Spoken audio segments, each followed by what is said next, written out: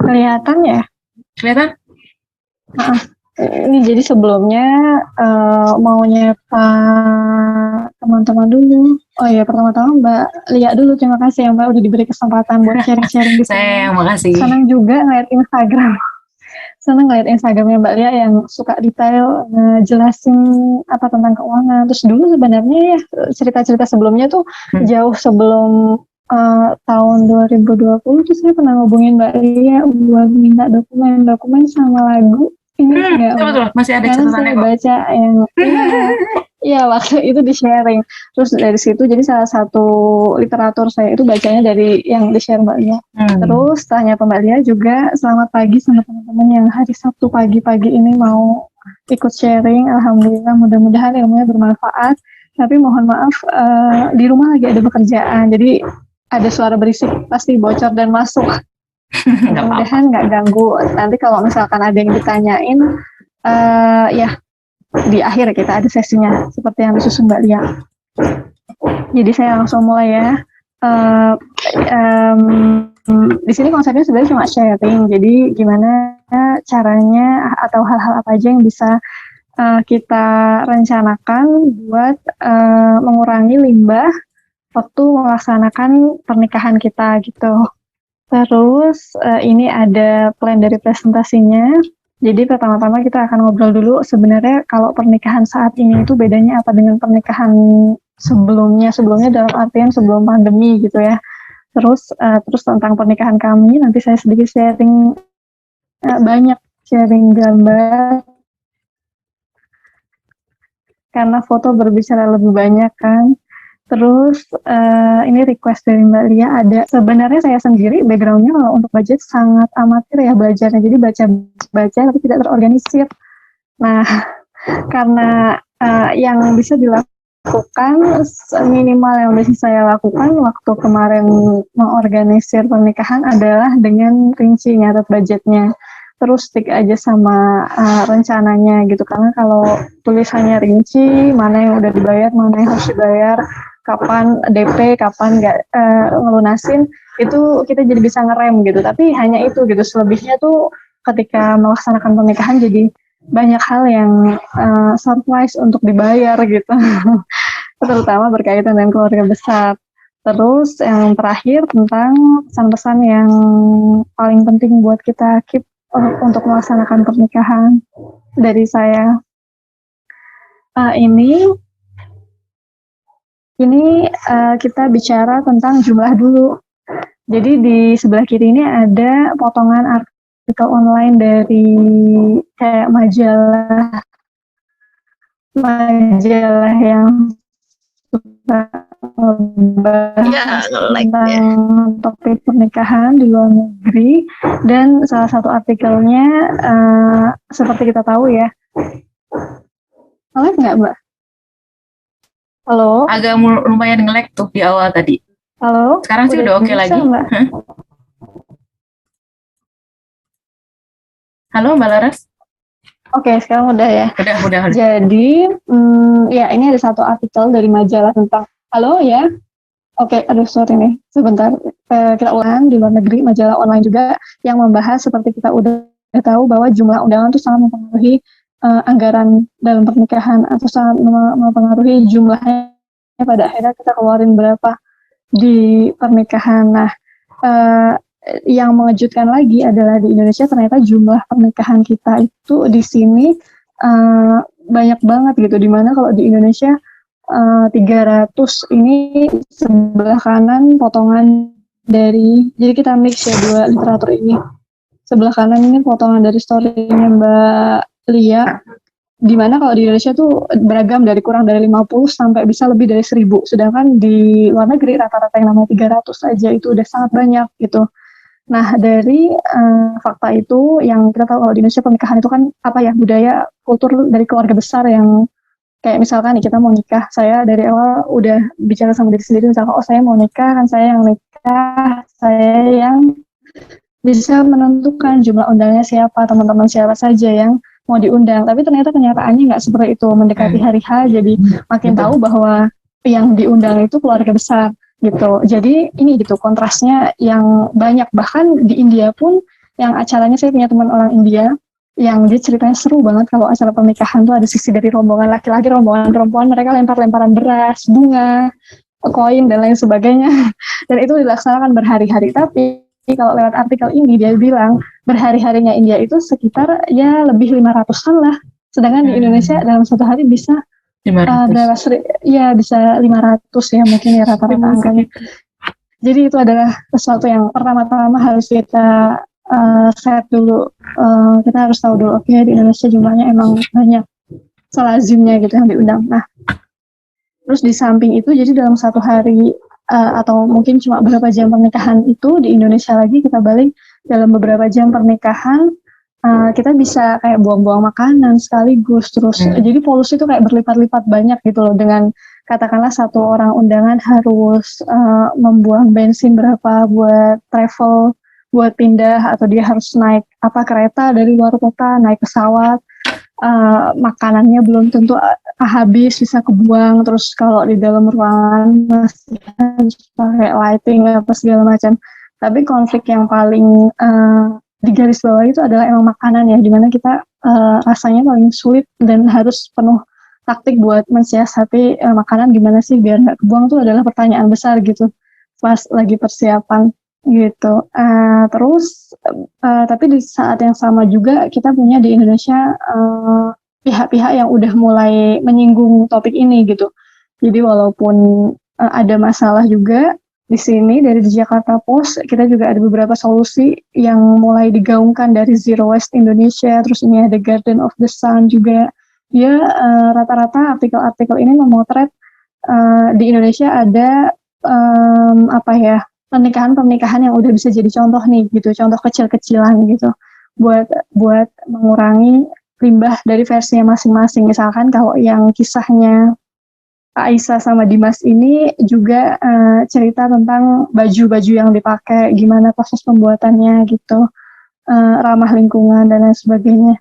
Nah, ini ada dua istilahnya vendor yang mungkin sebenarnya udah beberapa tahun ya berkecimpung di sini, tapi gaungnya ya karena ini bukan hal yang besar ya buat kita di Indonesia kan, wedding organizer kan gitu-gitu aja gitu ya, standar. Nah, tapi bedanya di dua vendor ini tuh ada hal yang menarik gitu. Yang pertama, Savitri Wedding ini jadi tentang di sini nggak dijelaskan ya di bionya. Jadi yang dia tekankan adalah wedding organizer, tapi mensiasati beberapa hal yang bisa kita kurangi energinya gitu. Jadi kayak gimana cara ngatur makanan, terus gimana cara ngatur lighting dan lain sebagainya. Bahkan vendor dari Savitri Wedding ini juga menyediakan dekorasi, dan dekorasinya itu dengan bunga-bunga kering, misalkan dari jagung gitu, supaya lebih sustainable, bisa dipakai ulang. Terus kalau yang dari Krease ini juga tentang dia main di dekorasi ya, dekorasi gimana dekorasinya itu bisa dipakai ulang, nggak sekali buang gitu. Nah, ini baru dua vendor yang ya kurang lebih jadi yang sering saya baca gitu, tapi pasti banyak yang mulai bermunculan gitu kalau kita sendiri sebagai pasarnya mulai tertarik dan ngelirik ini gitu. Nah, terus selain dari permasalahan limbah tadi, jadi industri pernikahan itu sekarang punya tantangan lain, yaitu pandemi COVID, di mana itu mengharuskan kita menjaga jarak, terus nggak boleh pakai masker, menjaga jarak, dikit-dikit harus cuci tangan, nggak boleh berjabat tangan gitu, yang pastinya jadi aneh dan nggak terbayangkan gitu di pernikahan, karena di pernikahan kita kan maunya guyup terus hore-hore gitu ya, mungkin bayangannya dulu sama teman-teman. Foto. Tapi iya, foto seneng-seneng. Sekarang jadi gimana, makan sambil ngobrol gitu ya. Tapi udah nggak memungkinkan. Nah, kalau yang sebelah kiri ini ada beberapa poin di mana poin-poin besar di mana kita bisa mensiasati limbah tadi. Jadi pertama-tama kayak alat tulisnya kayak gimana, ini makanan ya terutama, terus ini transportasi dan venue-nya itu yang tadi saya singgung. Para tamu kan harus berpindah lokasi bahan bakar gitu. Terus gift-nya ini berhubungan sama kayak bungkus-bungkus kado yang kita terima itu habis itu diapain. Kan mungkin kalau yang tamunya banyak atau tamunya banyak suka ngasihnya kado gitu, dia akan ngasih dalam bentuk bunga yang gede, bunga papan, terus bungkus-bungkus kado gitu.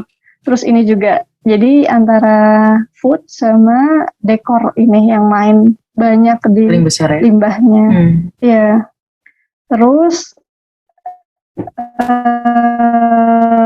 dari tantangan itu kami coba sedikit mencari solusi. Jadi jadi dilemanya gini, koneksinya nggak stabil. Udah stabil koneksinya. Udah stabil lagi tapi sekarang. Halo. Iya. Oke. Jadi pernikahan zaman sekarang, tapi cerita di balik menyelenggarakan pernikahannya itu ada pikiran gini nih. Apakah pernikahan harus ditunda sampai pandemi selesai atau kira-kira pandemi kondusif gitu? Itu opsinya kalau memang nggak berani gitu kan, atau terlalu berisiko. Dan fakta lainnya adalah banyak banget klaster-klaster pernikahan muncul ya dari tahun 2020 akhir, karena 2020 akhir, karena 2020 awal teman saya juga ada yang nikah itu ya akad saja gitu, adanya juga mau kayak gitu, akad saja gitu, tapi di akhir tuh kan mulai banyak kan di Indonesia di akhir-akhir tahun mulai banyak. Pandemi masih panjang. 2021. Betul, akhirnya jadi jalan aja nikah aja gitu kan.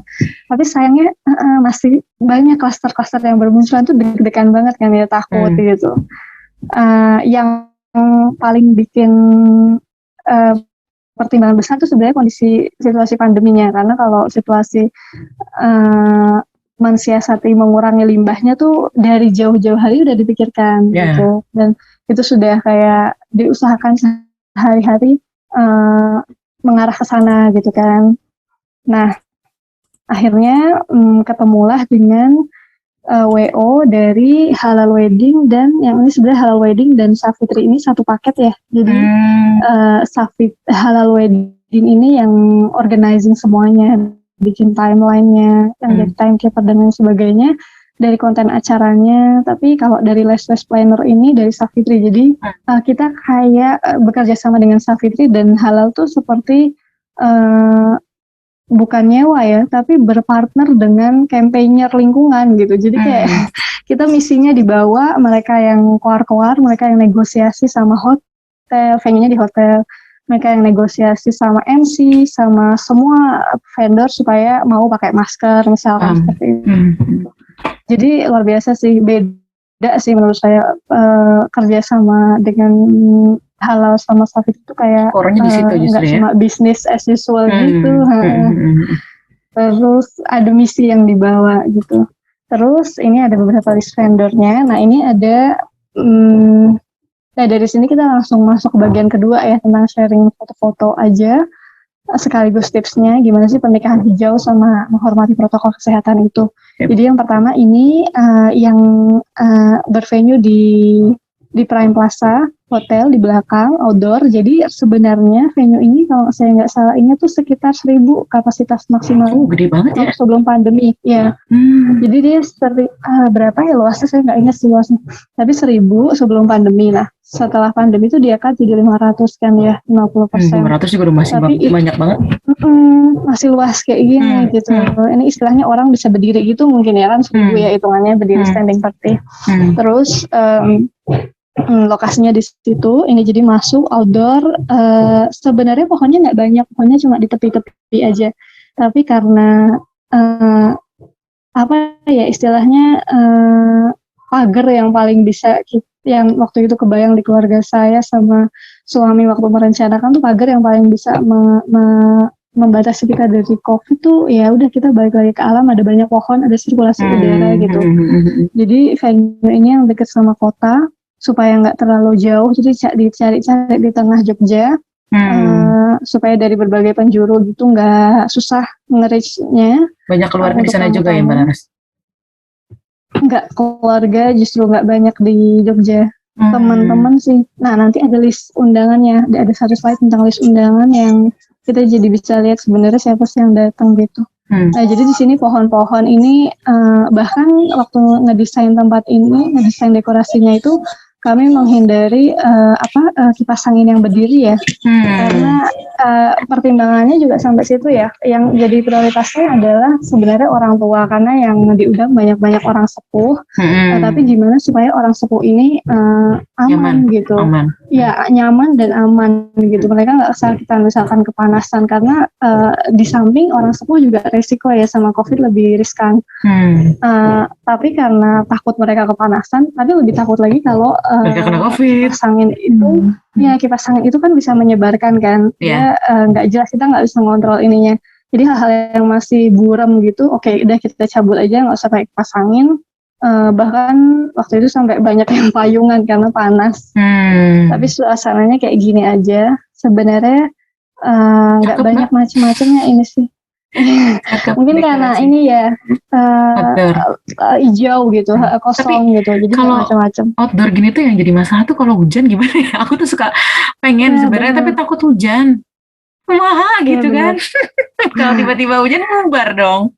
Benar-benar. Jadi rahasia umumnya kalau riding kan sebenarnya ada yang pakai pawang hujan juga. Jadi ada sebelum lokasi ini tuh kami ada survei ke beberapa tempat dan ada yang bilang juga mereka pakai pawang hujan, tapi kan kami menghindari hal-hal seperti itu. Agak syirik gitu gak sih? Iya, takutnya ke sana. Betul. Dan alhamdulillah tadi WO ini tuh kayak ngerem gitu, kan halal sama sakit itu mereka yang paham. Jadi mereka kayak bisa udah nge-capture, oke, kliennya sekarang kayak gini, dia nggak mau. Terus begitu saya bilang nggak pakai pawang, enggak. Oke, bismillah aja ya. Bismillah. Terus banyakin tapi itu benar sih Mbak, sama amalan. Iya benar, berdoa. Benar sih, itu saya udah ngecek 1 minggu sebelumnya. Jadi kalau kita ngecek ke iklim tuh sebenarnya nggak bisa diperbarui kecuali 1 minggu. Jadi kan ada tuh acara. Iya, di internet kita bisa lihat di berbagai kota tips 1 bulan sebelumnya tuh gimana. 1 bulan kalau di luar negeri itu kebiasaan dulu sebelum berangkat biasanya kan cuacanya misalkan berubah dingin, panas gitu. Itu kita bisa lihat 1 bulan sebelumnya misalkan kurang lebih perkiraannya bisa, tapi di Indonesia itu agak sulit memperkirakannya kecuali 1 minggu sebelumnya. 1 minggu sebelumnya baru bisa saya buka di internet gitu kan. Biasanya cuma dari Google sih ininya, yang pertama muncul di Google, yang bisa dipercaya, insya Allah itu benar akurat. Terus oke, insya Allah nggak hujan, jam berapa nggak hujannya gitu.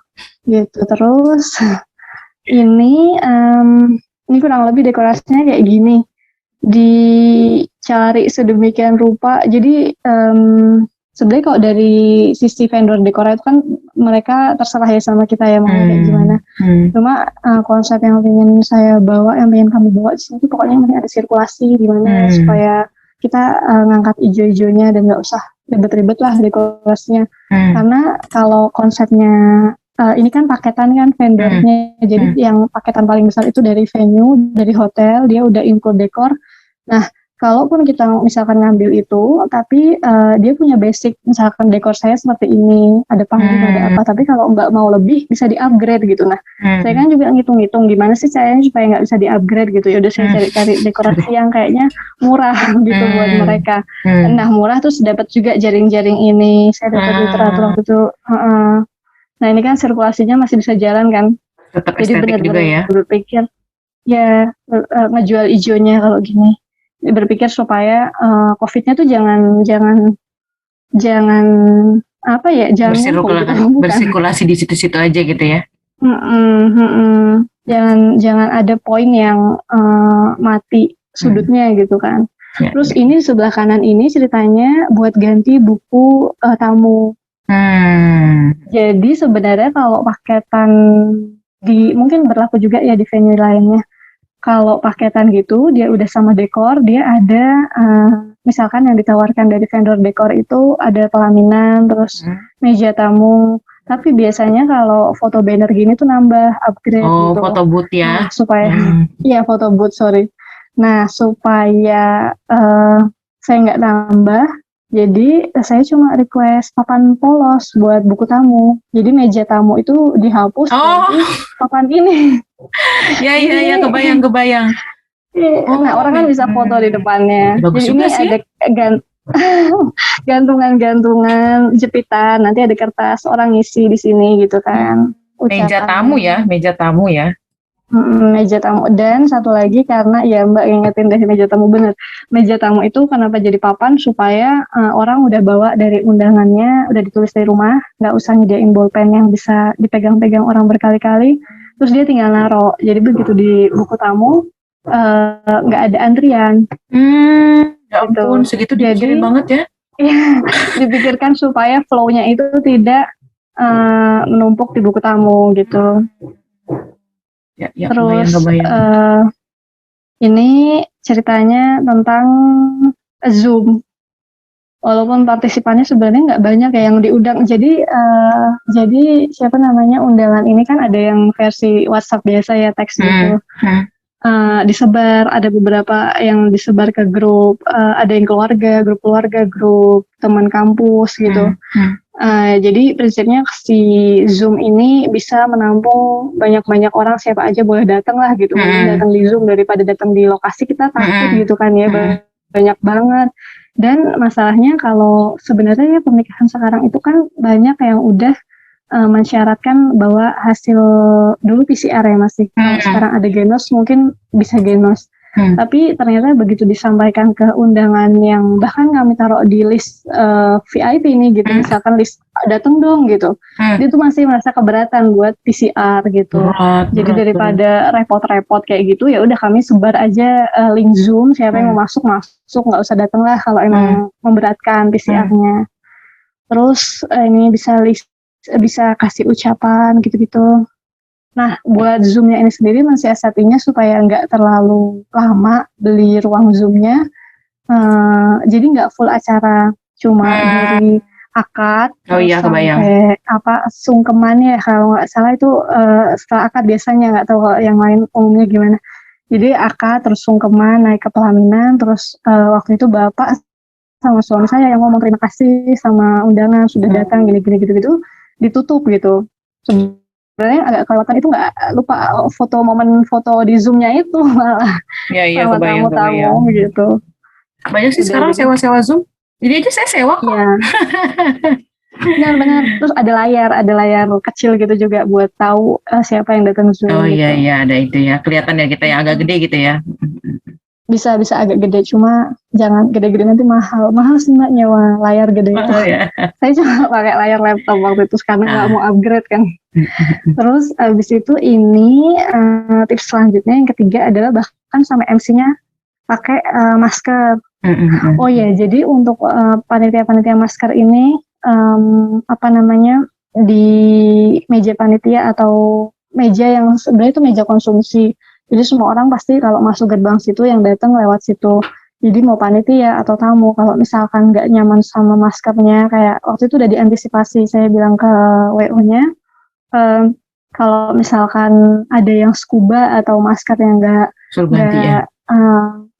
maskernya kayaknya kurang yakin nih, kita kurang sesuai standar, gimana gitu. Oh ya udah, kita akhirnya beliin masker waktu itu, beliin beberapa box gitu, sediakan dan itu buat panitia juga boleh ngambil situ. Kalau mereka kan bergerak terus ya, jadi kalau mau ganti gitu itu kita yang provide sendiri dari keluarga gitu.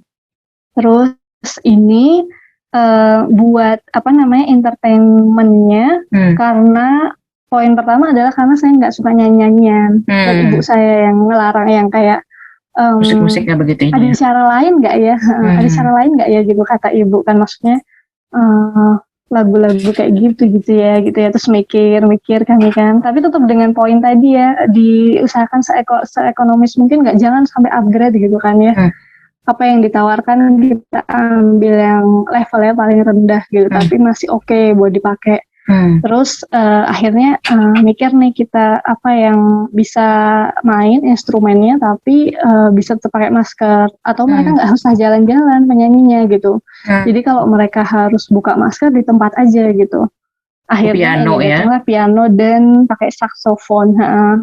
Terus posisinya itu si panggung ini tuh ada di sebelah kanan pelaminan, sebelah kanan dari keluarga bapak ibu suami, berarti sebelah kiri kok dari pelaminan. Tapi dia terpisah panggung Ya, kecil kebayang. gitu. Jadi kayak walaupun Jaraknya saksofonnya itu lepas masker, tapi dia ada jarak. Terus nggak ada kipas angin di sini kalau nggak salah, ya nggak ada kipas angin sama sekali sih. Ini juga bapak nasihat ceramahnya juga pakai masker semuanya. Jadi yang pas masker itu cuma yang ngaji, yang baca ngaji sama saksofon. Satu lagi siapa gitu, karena saya nggak sampai hati ya kalau ngaji waktu itu udah saya ini sih pakai masker aja gitu sebelum acara. Tapi begitu acara namanya orang baca ayat suci Al-Quran kan, terus saya bilang pakai masker gitu, nggak enak jadinya. Ya udahlah dia lepas masker. Terus ini untuk makanannya akhirnya nggak ada sama sekali makan di tempat. Nah bungkus ya. Itu ya itu ini banget ya sebenarnya, jadi pertanyaan banget karena aneh ya buat kita ya kayak gitu. Karena kayak nggak gitulah pernikahan kan makan di tempat gitu. Dan ini prosesnya pertanyaan dari pihak hotel yang menyediakan makanan tuh berkali-kali, kayak ini kan ada snack, ini kan ada sup, ini kan ada makanan-makanan yang berkuah, bagaimana gitu. Terus gimana kalau kita nyediain minuman, banyak banget pokoknya negosiasinya, karena mereka nggak mau mengurangi hak kita juga. Ya akhirnya banyak disubstitusi jadi bentuk roti-rotian ini. Rotinya nggak sebanyak ini sebenarnya, tapi ini untuk mengganti kayak jus apa segala macam gitu. Tapi kalau menu utama cenderung kita nggak bisa ganti ke sini sih, tapi lebih kayak snack sama salad. Nah ini saladnya ada dua hal, memang ada satu ini puding nggak bisa ganti masih kecolongan gitu. Plastiknya. Apa-apalah, udah usaha sampai ini. Udah usaha. Terus ini ada pesannya di tulisan ini bahwa beseknya bisa dipakai lagi, sama sendok kayunya bisa dipakai lagi. Ini di dalam pocket ini ada souvenirnya teh sama masker. Terus jadi nggak ada sama sekali makan di tempat. Nah abis itu ini buat undangannya. Tadinya juga nggak mempunyai undangan sama sekali, hanya untuk keluarga-keluarga dan sesepuh gitu ya, karena saking pelitnya saya. Tapi begitu dikomunikasikan sama bapak ibu ya bagaimanapun Iya betul, memang menghormati orang tua ya. Kadang ada yang merasa tidak diundang karena nggak ada undangan. Betul. Nah jadi undangan ini juga prosesnya cukup melelahkan ya pembicaraannya, sampai akhirnya kayak gini juga hasilnya. Jadi pertama-tama ada satu lembar undangan yang bisa dipakai lagi, kalender minimal 1 tahun. Terus ada 2 macam kertas. Jadi kertas yang pertama kalau kita nggak ngundang dia, kita bilang aja stay at home. Tapi di balik undangan ini ada link Zoom-nya gitu. Jadi bisa gabung. Saya nggak foto. Nggak langsung. We invite you to stay at home. Ya, jadi sebenarnya gini, dalam pembuatan undangan itu kan kita kalau misalkan bikin satu kayak gini, satu desain, kita bisa modifikasi kayak ini diundang dari jam 8 sampai 10, terus yang bawahnya diundang dari jam 10 sampai 12 gitu ya. Bisa, dan itu cuma ganti plat di tempat saya, ganti plat tuh ganti 75.000. Di sini di kasus yang hari ini ketika COVID pandemi, ganti platnya tuh posisinya gini, apakah Anda diundang berarti dikasih tempatnya, atau Anda nggak diundang kita ganti jadi platnya Zoom gitu, link Zoom. Nah tapi karena permasalahannya tuh nggak jelas, akhirnya kami mengundang siapa tuh sampai akhir masih tarik ulur nama, jadi namanya diputar-putar terus, tukar-tukar, ini nggak usah, ini iya, ini masuk keluar gitu. Jadi akhirnya semuanya nggak pakai plat yang ganti, undangannya satu desain, ada tempatnya, ada link Zoom-nya, terserah, tapi kertas ini yang main. Jadi kertas ini menentukan apakah pada saat dikirim dia akan stay at home atau dia diundang. Kalau dia diundang, dia ada kartu souvenir buat dibawa. Sebenarnya bukan souvenir ya, makanan. Ini buat menukar hampers tadi. Sama buku tamu buat diisi. Terus ini buat souvenirnya ini kakak saya yang desain. Jadi supaya bermanfaat, hand sanitizer sama masker kain. Ini berarti semua dikirim sekaligus ya, dalam Terus sekaligus yang ini, sama kalender dan lain-lain, Mbak Laras. Semua ini dikirimkan bersama dengan si undangan, si souvenirnya, iya nggak sih? yang enggak souvenirnya jadi ada saya nyoret-nyoret ini warna merah, sorry. Jadi ini ada keluarga yang akhirnya kayak keluarga besar yang udah deket sama kita, tapi dia nggak bisa datang karena udah sepuh juga gitu. Jadi banyak banget tingkat-tingkatnya gitu. Ada yang teman-teman saya juga deket gitu. Tapi kayaknya ya saya kasih kursi saya buat orang tua aja lah gitu. Akhirnya saya nggak undang mereka. Nah itu dikirimin sama souvenir. Ada yang dikirim sama souvenir, ada yang dikirim sama snack, bikin snack kecil gitu kan. Sama undangan ini, sama stay at home. Tapi kalau buat orang yang diundang penukaran kartu souvenir ini sama buku tamu, dia nggak dikirimin souvenir gitu. Oh iya, kebayang. Dan ini sebenarnya souvenirnya dicari banget sih sampai apa ya yang berguna gitu buat saat ini gitu. Siap. Terus sekitar 5 menit lagi ya Mbak Laras, mungkin bisa. Ya oke. Seru banget ya. Yang ini tentang bunga. Jadi bunganya bunga-bunga papan, bunga. Ini bagus sebenarnya menurut aku konsepnya. Bisa dipakai lagi ya. Satu-satu. Dipretelin satu-satu, terus dia disanitize gitu, disemprot seperlunya, secukupnya. Ini juga kita beli, ini masuk anggaran sih semprotan ini, pakai semprotan eukaliptus. Jadi dia nggak bikin bunganya layu juga, masih seger dan bisa disemprot gitu. Yang penting habis disemprot baru dikasih. Ada panitia dan tamu yang bawa. Terus yang ini seserahan sama pemilahan limbahnya. Jadi di hari acaranya itu di lokasinya ada pemilahan organik, plastik kardus, masker, sama satu lagi lain-lain. Itu diambil diorganisir sama ada, ini bukan vendor ya, sebenarnya mitra dari vendor namanya Rapel. Jadi Rapel ini bisa mengelola limbah-limbah yang udah dikumpulkan, nggak cuma di acara wedding, di seharian kita juga gitu, dengan sukarela. Sebenarnya kita bisa nyumbang aja atau kita bisa tukar jadi duit. Sebenarnya biasa ya kayak gitu konsepnya, kayak loakan gitu. Tapi bedanya Rapel ini publikasinya bagus, terus dia jelas gitu, transparan, mau diolah jadi apa. Nah, begitupun waktu buka serahan itu sebenarnya kayak gini nih, serahan tuh kan nggak cuma ditumbuk gitu ya, tapi dia ada yang berdiri, ada yang dihias bunga-bunga cantik segala macam.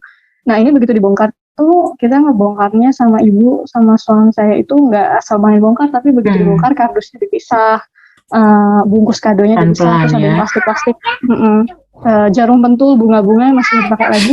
Nah, abis itu kita kasih ke Rapel lagi gitu, sama kardus-kardus sama bungkus kado. Ya, yang ini kenapa rusak ya bentuknya? Bentuk di PDF coba ya. Gak apa-apa, nanti bisa dijelasin aja Mbak. Ini kira-kira. Jadi ceritanya, iya harusnya di PDF ini saya.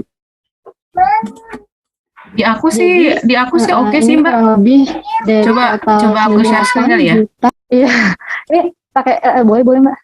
Ini udah bagus. Bisa ya? Bisa tuh. Nah, jadi pembagiannya ini yang paling besar itu di venue yang include sama makanan, dekorasi, MUA. Jadi ini udah termasuk banyak sih, komplit banget. Yang perlu ditambahin itu adalah besek kayu. Jadi sudah dari venue-nya itu biasa ya pakai box. Cuma kan kita mau membawakan pesan ramah lingkungan. Jadi box kertas tadi diganti dengan besek yang bisa dipakai buat macam-macam, terserah nanti dipakai ulangnya sama penerimanya. Terus yang paling perlu digarisbawahi sih ini sih gaun pengantin sama baju orang tua dan seragam, yang sebenarnya kalau saya sendiri triknya saya dari awal udah nggak mau milih baju yang mahal-mahal. Jadi kita kan biasa ya survei banyak tempat, tapi harganya tuh emang dari 3 juta sampai 6 juta kan kalau untuk nyewa. Mahal banget. Nyewa ya? Iya, itu range rata-ratanya. Nah, kalau memang bagus sih punya Mbak Laras sampai 10. Nah enggak, tapi karena saya nggak dapat yang cocok, akhirnya saya cari yang range-nya di bawah 1 juta buat baju saya sendiri. Iya, percaya kan. Nah itu beda tempat sampai 1 hari sebelum acara tuh baju kan baru boleh diambil ya. Nah 1 hari sebelum acara baju diambil malam, saya gabungin baju sama baju suami saya sebenarnya warnanya beda itu. Oh, Terus saya foto, saya kirim, ini gimana warnanya beda? Ya 1 ton lah nggak apa-apa gitu, karena beda tempat gitu. Jadi bajunya yang laki-laki tuh mahal sebenarnya daripada baju perempuan. Aneh kan ya kebaliknya. Karena yang baju laki-laki, jadi yang namanya tips nyari base cup itu agak susah. Base cup buat betul. laki-laki kan biasanya polosan. Polos. Tapi saya mau carinya tuh gimana supaya bapaknya suami saya sama bapak saya nggak usah terlalu terlihat polos. Jadi ada yang cari base cup yang bagus di mana gitu carinya kan. Akhirnya pisah tempatnya itu, cari base cup yang sebenarnya itu range-nya penyewaannya agak mahal, dan saya ngalahnya baju saya cari yang satu warna aja gitu. Ya. Terus yang lagi mahal lagi adalah WO, masker panitia sama tamu, dan hal-hal kayak sanitizer lainnya sih. Tapi masker, itu kan perlu ya. Perlu. Mungkin ini ya kalau didetailin bisa ketahuan sih ini yang banyak berubah sih, tapi saya nggak ini deh catatannya. Cuma masker kayaknya. Masker terus semprotan tadi eukaliptus. Terus ini alurnya. Jadi ini mohon maaf ya saya nyoret apa ini merah-merah. Jadi kayaknya tadi dari peserta sih, kayaknya nggak sengaja ya. Oh oke, nggak apa-apa, kira saya. Jadi sebenarnya alurnya itu udah sekitar 2 tahun saya kalau nggak salah ya 2 tahun ya Mbak ya. Ini pas pertama kali tanya sama Mbak Lia itu kan buat dokumen, terus cari-cari, baca-baca, terus dibikin konsep sama mood boardnya maunya kayak gimana gitu. Itu dari calon Mbak Laras? Dari saya yang ini, yang 4 ini. Jadi yang saya pingin tuh sebenarnya kayak gimana, pinginnya yang private, intimate wedding, jadi gak usah banyak-banyak yang diundang gitu. Dulu kan pikirannya masih egois ya, saya pinginnya sedikit aja lah, gitu kan, belum tahu orang tua gimana. Terus simple aja, sederhana gitu, biar nggak usah murah, nggak usah terlalu mahal lah, yang terjangkau aja. Terus memang ada ide untuk gimana supaya buang-buang makanan itu nggak dikurangi lah, gitu. Saya agak terganggu gitu kan. Terus tone warnanya, alhamdulillah. Nah dari 4 ini yang dipegang, terus bikin riset budget, tapi bikin 3 versi. Jadi yang paling murah apa aja yang bisa di-cut, habis itu yang tengahnya apa, yang paling mahal apa. Terus habis itu ini 2 tahun waktu itu. Kalau lumayan lama ya? Memanfaatkan, lumayan lama riset. Jadi itu kayak dokumen lama yang udah terpendam gitu. Tapi begitu dibuka lagi, oke, ini pernah dibaca gitu kan. Terus 2 tahun ini kalau saya nggak sempat ini dapat rezeki lewat kerja, tapi lewat sekolah. Dan dari sekolah itu dimanfaatkan banget buat nabung, terus sempat magang. Pas magang sebenarnya kerja ya, tapi dibayar, jadi ya udah saya nabungnya dari cara itu ngumpulnya. Terus abis itu ketemu vendor yang cari yang harganya tetap bisa dinegosiasikan sama kemampuan gitu. Terus abis itu ini nih yang paling sulit, sampai 1 hari sebelum acara itu membuat list undangannya, kalau dari pihak keluarga perempuan sama keluarga laki-laki gitu. Ini jumlah banyaknya. Jadi kurang lebih di sini poinnya tuh ada yang ini hal yang saya mention nggak bisa dinegosiasikan. Jadi ternyata ketika udah dekat hari H, kita tanya sama orang tua yang mau diundang siapa gitu. Ternyata muncul banyak temen gitu kan dari pihak RT RW misalkan. Terus mungkin bapak pernah kerja di mana, ibu kerja di mana. Kalau pernah umroh atau kalau pernah haji. Terus kalau yang aktif sekarang di mana, pengajian mana, misalkan kayak gitu. Jadi muncul gitu, dan kita sebagai anak nggak tega buat membatasi mereka, karena pasti mereka yang berbahagia daripada kita gitu. Kalau kita kayaknya ya bisa dengan cara lain kan. Maksudnya kalau saya sih ngelihat teman-teman saya, mereka paham kalau nggak diundang gitu. Betul. Karena kondisinya juga lagi pandemi. Nah, terus di sebelah kanan ini tabel ya, karena suami saya sekolahnya justru di UGM di Jogja, sedangkan saya di IPB, jadi saya nggak punya banyak teman di Jogja, dan dia punya banyak teman. Nah, makanya ini di list gitu. Pada akhirnya dengan membatasi jumlah undangan itu, yang diambil ada representasi dari tiap bidang, misalkan ada yang teman S1, teman kerja, gitu. Dan itu dibatasin gitu, gimana supaya adil. Ini total berarti berapa undangannya? Total berapa undangannya? 114 dengan hampir 50-50 ya? Enggak juga ya, kayaknya keluarga laki-laki lebih banyak ya Mbak? Sih. Banyak banyak temennya suami saya sih soalnya di sana, dan beda ya mungkin orang sosial sama orang eksak. Kalau atau mungkin saya yang nggak banyak teman. kalau dari budget lebih banyak dari keluarga pria apa dari Mbak Laras, keluarga Mbak Laras? Budget jatuhnya kayak gini nih, dari kakak, dari ibu, dan dari bapak saya yang nyumbang. Jadi yang perempuan lebih banyak justru ya? Sebenarnya iya gitu. Cuma karena kita sangat-sangat penakut sih, sekeluarga saya tuh penakut sama COVID-nya. Jadi kayak Lebih sedikit yang udah datang. nggak yang undang. Parno banget soalnya kami sekeluarga. Terus ini di list juga yang bikin strict itu adalah di undangan tadi kan ada tulisan maksimal 2 orang ya per undangan. Jadi ini dihitung jumlah kepalanya. Syukur-syukur kalau dapat 1 nih yang diundang, nggak ada yang bawa kira-kira siapa gitu. Tapi ini real semua berarti 104 itu udah realnya datang. 114 enggak, akhirnya lebih. Nggak, akhirnya lebih sekitar 130-an, dan itu disiasatinya sama jadi cara ngekatnya adalah di awal masih dapat 1 orang 1 makanan. Tapi di tengah-tengah begitu vendor yang nge-count di counternya, bakal banyak nih, akhirnya 1 rombongan mereka misalkan berdua cuma dikasih 1 makanan. Tapi begitu di akhir lagi mereka dapat 2 hampers. Itu adalah kerugian tidak makan di tempat. Iya. Jadi kita nggak bisa benar-benar menghitung. Super deg-degan sih itu memang. Mengerikan. Kok lebih. Pengalaman jadi counter soalnya. Pengalaman jadi counter ya. Terus udah ada ini yang terakhir. Jadi poin-poin yang kayaknya masih bisa relevan buat dipakai lagi. Pesan saya tuh yang kemarin adalah pandemi itu bikin kita jadi, ya ini nih momennya buat kayak nikah tapi nggak usah jor-joran gitu. Jadi ngundang siapa yang dekat sama kita gitu. Terus yang kiranya juga nggak membahayakan mereka buat datang di acara kita. Terus abis itu yang kedua, kesehatan sama keselamatan orang tua, di mana mereka yang paling rentan sama COVID. Terus keluarga sama tamu undangan tuh adalah hal yang benar-benar dipersiapkan dan diperhatikan gitu. Alhamdulillah sampai selesai acara, karena di venue-nya itu kan bekerja sama Satgas COVID. Sampai selesai dan pasca acara, alhamdulillah nggak ada laporan sih klaster COVID itu. Insya Allah ya, mudah-mudahan memang tidak ada, bukan karena tidak dilaporkan. Insya Allah gitu, alhamdulillah. Terus yang ketiga, pandemi juga justru anehnya bawa kita ke kesempatan kayak balik lagi ke ramah lingkungan gitu, kayak di outdoor, biar sirkulasinya bagus, energinya nggak banyak lampu dan sound, dan apalagi lebih ramah, nggak ada air conditioner. Terus mengurangi food waste yang ya ini butuh taktik sih buat ngitungnya. Terus abis itu juga nggak usah bepergian. Abis itu yang terakhir, ya ini masih belajar nih saya. Jadi pernikahan tuh hanya 1 hari dan beberapa jam. Tapi setelah itu ada kehidupan yang tidak pernah kita bayangkan untuk diarungi bersama.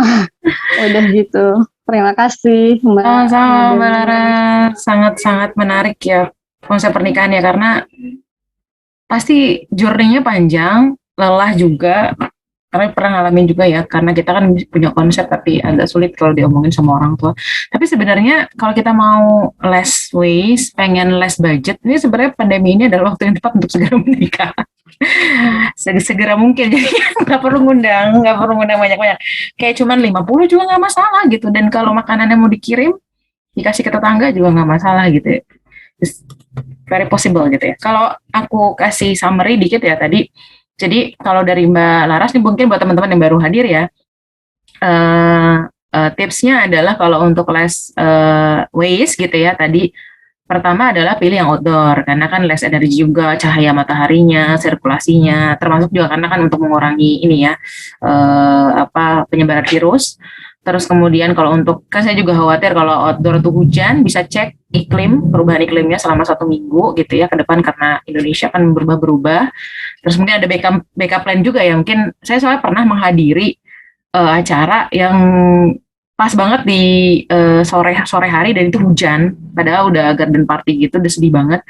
Akhirnya dia punya backup plan-nya adalah sampingnya tuh ada gedung, jadi tetap bisa berjalan, cuman pindah jadi venue-nya, geser pelaminannya gitu. Masih bisa tetap jalan, jadi tetap ada backup plan. Terus tadi meja tamu jadi papan foto booth, pakai Zoom dengan durasi yang pendek aja, sewanya nggak usah terlalu lama, cuman pas lagi akad dan resepsi sedikit gitu kan. Masker sediakan, undangan reusable, terus kemudian kartu tamunya sudah diisi di rumah supaya menghindari penumpukan, souvenirnya bermanfaat, long life flower yang biasanya saya cukup suka itu sih. Jadi ada bunga-bunga yang dikasihin ke orang-orang mungkin ya, daripada biasanya kan kalau dulu kita suka nyabutin ya, suka sembarangan, udah akhir dicabutin aja tanpa izin gitu, tapi harusnya itu mungkin bisa dikasihin gitu. Terakhir tadi ya bekerja sama WO dan juga yang mengolah sampah biar lebih bisa digunakan sebagaimana mestinya, tidak jadi sampah. Oke, kita lanjutkan dulu ya sama sesinya saya. Saya coba cepat aja supaya nanti bisa banyak tanya jawab. Oke, saya share screen dulu.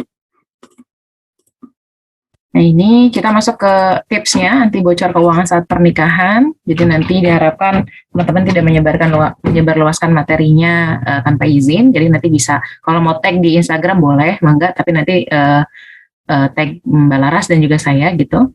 Kemudian ini profil saya, tadi sudah dibacakan di CV. Nah, outline yang pertama dan yang kedua ini sudah dijelaskan sama Mbak Laras. Tadi less waste-nya mencapai budgetnya dengan tadi dari beasiswa gitu kan, dan ternyata ada bagi-bagi kontribusi gitu antara bapak, ibu, adik-adik gitu ya, terus suami, mertua gitu ya. Nah, sekarang saya masuk ke yang ketiga gitu ya. Nah, sebenarnya tips anti bocor ini dimulai dari memilih siapa, memilih calon. Kalau ternyata calonnya itu nggak sesuai ya sama kita, ya wajar kalau kita nanti banyak berantemnya gitu. Yang suami pengennya di hotel yang mewah, sementara kita pengennya yang di rumah aja, itu kan berbeda. Jadi paling pertama adalah dengan cara memilih yang visi misi keuangan sekufu, membicarakan, discuss ya, ini poin yang biasanya sering bikin huru-hara berantem antara orang tua. Jadi penting sekali untuk diskusi sama calon, orang tua, mertua. Ntar lengkapnya kita bahas satu-satu, dan yang terakhir adalah planning. Nah, pertama memilih calon pasangan. Pilih yang sekufu tuh apa sih? Sekufu tuh dalam artian simpelnya adalah jangan cari yang terlalu jauh dari kita. Beberapa orang tua kan kadang bilang suka rasis, emang kadang cari yang sama-sama Sunda, sama-sama Jawa, sama-sama Sumatera gitu. Sebenarnya itu untuk menghindari terlalu banyak konflik ke depannya. Mungkin bukan artinya satu suku lebih baik daripada yang lain, tapi kadang sering terjadi friksi gitu karena berbeda. Misalnya kalau Jawa pengennya adatnya begini, tapi Sunda pengen adatnya begini. Dari kalau dua-duanya ke satu sama lain, bisa-bisa dua adat dilaksanakan dan itu pasti bocor duit banget gitu kan. Makanya better cari yang sekufu tadi. Nah, pertama adalah kenali karakter diri sendiri dulu. Kenali karakter diri sendiri itu, misalnya tadi sukunya apa, terus kemudian sulung, ada rencana bapak pensiun, ada rencana adik masih sekolah, saya harus support. Nah, ini saya mengenali diri sendiri, kemudian mencari calon yang kira-kira bisa menerima keadaan-keadaan saya seperti ini gitu. Kalau misalnya saya sulung, bapak mau pensiun, mungkin saya nggak bisa menyelenggarakan pernikahan yang terlalu mahal gitu kan. Karena ya kita mikirin ke depannya, bapak udah mau pensiun setahun lagi, tapi saya malah menyelenggarakan pernikahan yang terlalu mahal gitu. Seringkali ada pride ya dari orang tua, tapi mereka sendiri kurang realize ya kalau mereka tuh, Pak bentar lagi pensiun Bapak gitu, nikahan saya nggak usah terlalu gede gitu. Sebenarnya itu yang harusnya kita bicarakan juga dan kita kenali gitu. Ada potensi bocor karena ketidaktahuan orang tua gitu ya. Satu tadi kenali kondisi orang tua dan cari yang bisa menerimanya. Ini yang harus dibicarakan di awal gitu ya, dan dicari gitu ya dari observasi. Contohnya saya ini cerita saya sulung, bapak mau pensiun, adik saya ada yang masih sekolah, saya harus support orang tua, jadi saya coba cari calon suami ya yang jangan sulung juga dan jangan ada potensi orang tua mau pensiun juga gitu, karena kedepannya ya susah gitu. Bukan cuma pernikahan ya, tapi juga marriage ya, bukan cuma wedding. Maksudnya wedding itu berarti kan acara pernikahan, tapi juga marriage kedepannya gitu. Jadi saya coba cari calon suami yang bisa ngizinin saya bekerja karena saya nanti harus support bapak, terus kemudian bukan sandwich generation, open minded gitu. Ini screening pertama ya, nggak usah ngomongin keuangan dulu, tapi screening pertama itu sederhana aja, kita kenali apa kitanya maunya seperti apa, terus udah gitu kita mau cari yang bagaimana gitu. Itu yang pertama. Kalau kita aja nggak tahu kita mau cari yang gimana, ya akhirnya asal terima aja, kadang kayak gitu. Yang kedua adalah visi misi keuangan. kenali gaya hidupnya dia. Ini bisa sih dilihat dari Instagram, bisa dilihat dari sosial medianya dia, bagaimana dia caranya menghabiskan liburan gitu kan. Terus apakah selama ini kok kayaknya gajinya dia nggak gede-gede banget, tapi kok tasnya branded terus, jam tangannya mahal, sepatunya mahal-mahal yang limited edition, itu mungkin dia agak-agak boros gitu kan. Sama kenali impian di masa depan. Kalau misalnya dia ada impian untuk sekolah lagi, pengen jadi misalnya profesional, kerja di luar negeri, mungkin kita nggak bisa kalau ini misalnya kita bungsu harus bareng sama ngurus orang tua. Saya nggak bisa kayaknya kalau harus jauh dari orang tua. Berarti kita nggak bisa ketemu sama orang yang mungkin niatnya adalah jauh banget ke sampai pergi jauh kerja di luar negeri gitu. Walaupun sebenarnya itu nanti bisa dibicarakan ya gitu. Nah itu, ini jadi pilih yang sekufu, ya, kenali diri sendiri, orang tua, cari yang bisa menerima, dan visi misi keuangan sejalan. Kalau ini udah oke, biasanya kesannya lebih gampang gitu. Kalau kita dari awal aja udah salah pilih, atau ya udah deh yang datang aja diterima, ya wajar kalau kesannya nanti akan banyak masalah gitu. Yang mana tetap bisa diselesaikan kan. Ya namanya udah nikah mah pasti akan kita selesaikan mau gimana pun gitu ya. Nggak ingin ada perceraian, tapi akan lebih banyak effort gitu. Itu. Nah ini beberapa postingan yang bisa membantu, nanti saya kasih PDF-nya, nanti teman-teman bisa klik-klik sendiri, ada hal-hal apa aja sih yang perlu diperiksa saat kenalan atau ta'aruf, yaitu fisik, mental, dan finansial. Fisik sama mental, fisik sama finansial mungkin udah sering ya, gimana tadi gaya hidup, fisik tuh mungkin apa looks-nya oke menurut kita gitu kan, menarik gitu kan, terus apa ada penyakit menular dan lain-lain gitu kan, fisik dan kesehatan. Tapi mental ini yang nggak ketahuan sebenarnya, ini mau saya highlight. Mental tuh kan ada, waktu itu saya ada pertanyaan, gimana ya taunya dia tuh bibit-bibit KDRT apa enggak gitu. Itu agak sulit kelihatannya gitu, kayaknya kalau di luarnya soleh gitu, tapi kok pas habis itu saya kena KDRT misalnya gitu, ada kan, ada cerita-cerita seperti itu. Nah itu sebenarnya bisa dicek dari kondisi mental, dan ini hanya bisa dicek oleh psikolog.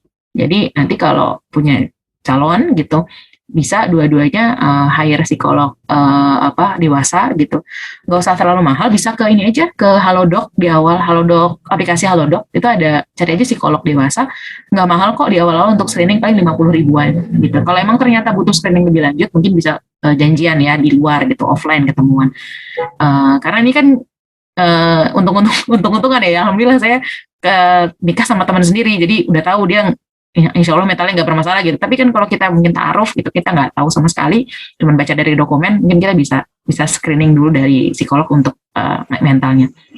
Itu. Terus kemudian cash flow, ini jelas nih ciri pasangan yang money habitnya baik adalah cash flow-nya positif. Jangan sampai ya tiap bulan dia ngutang terus. Nah itu kelihatan lah sama gaya-gaya hidupnya dia tadi dibandingkan sama gaji gitu kan. Nah ini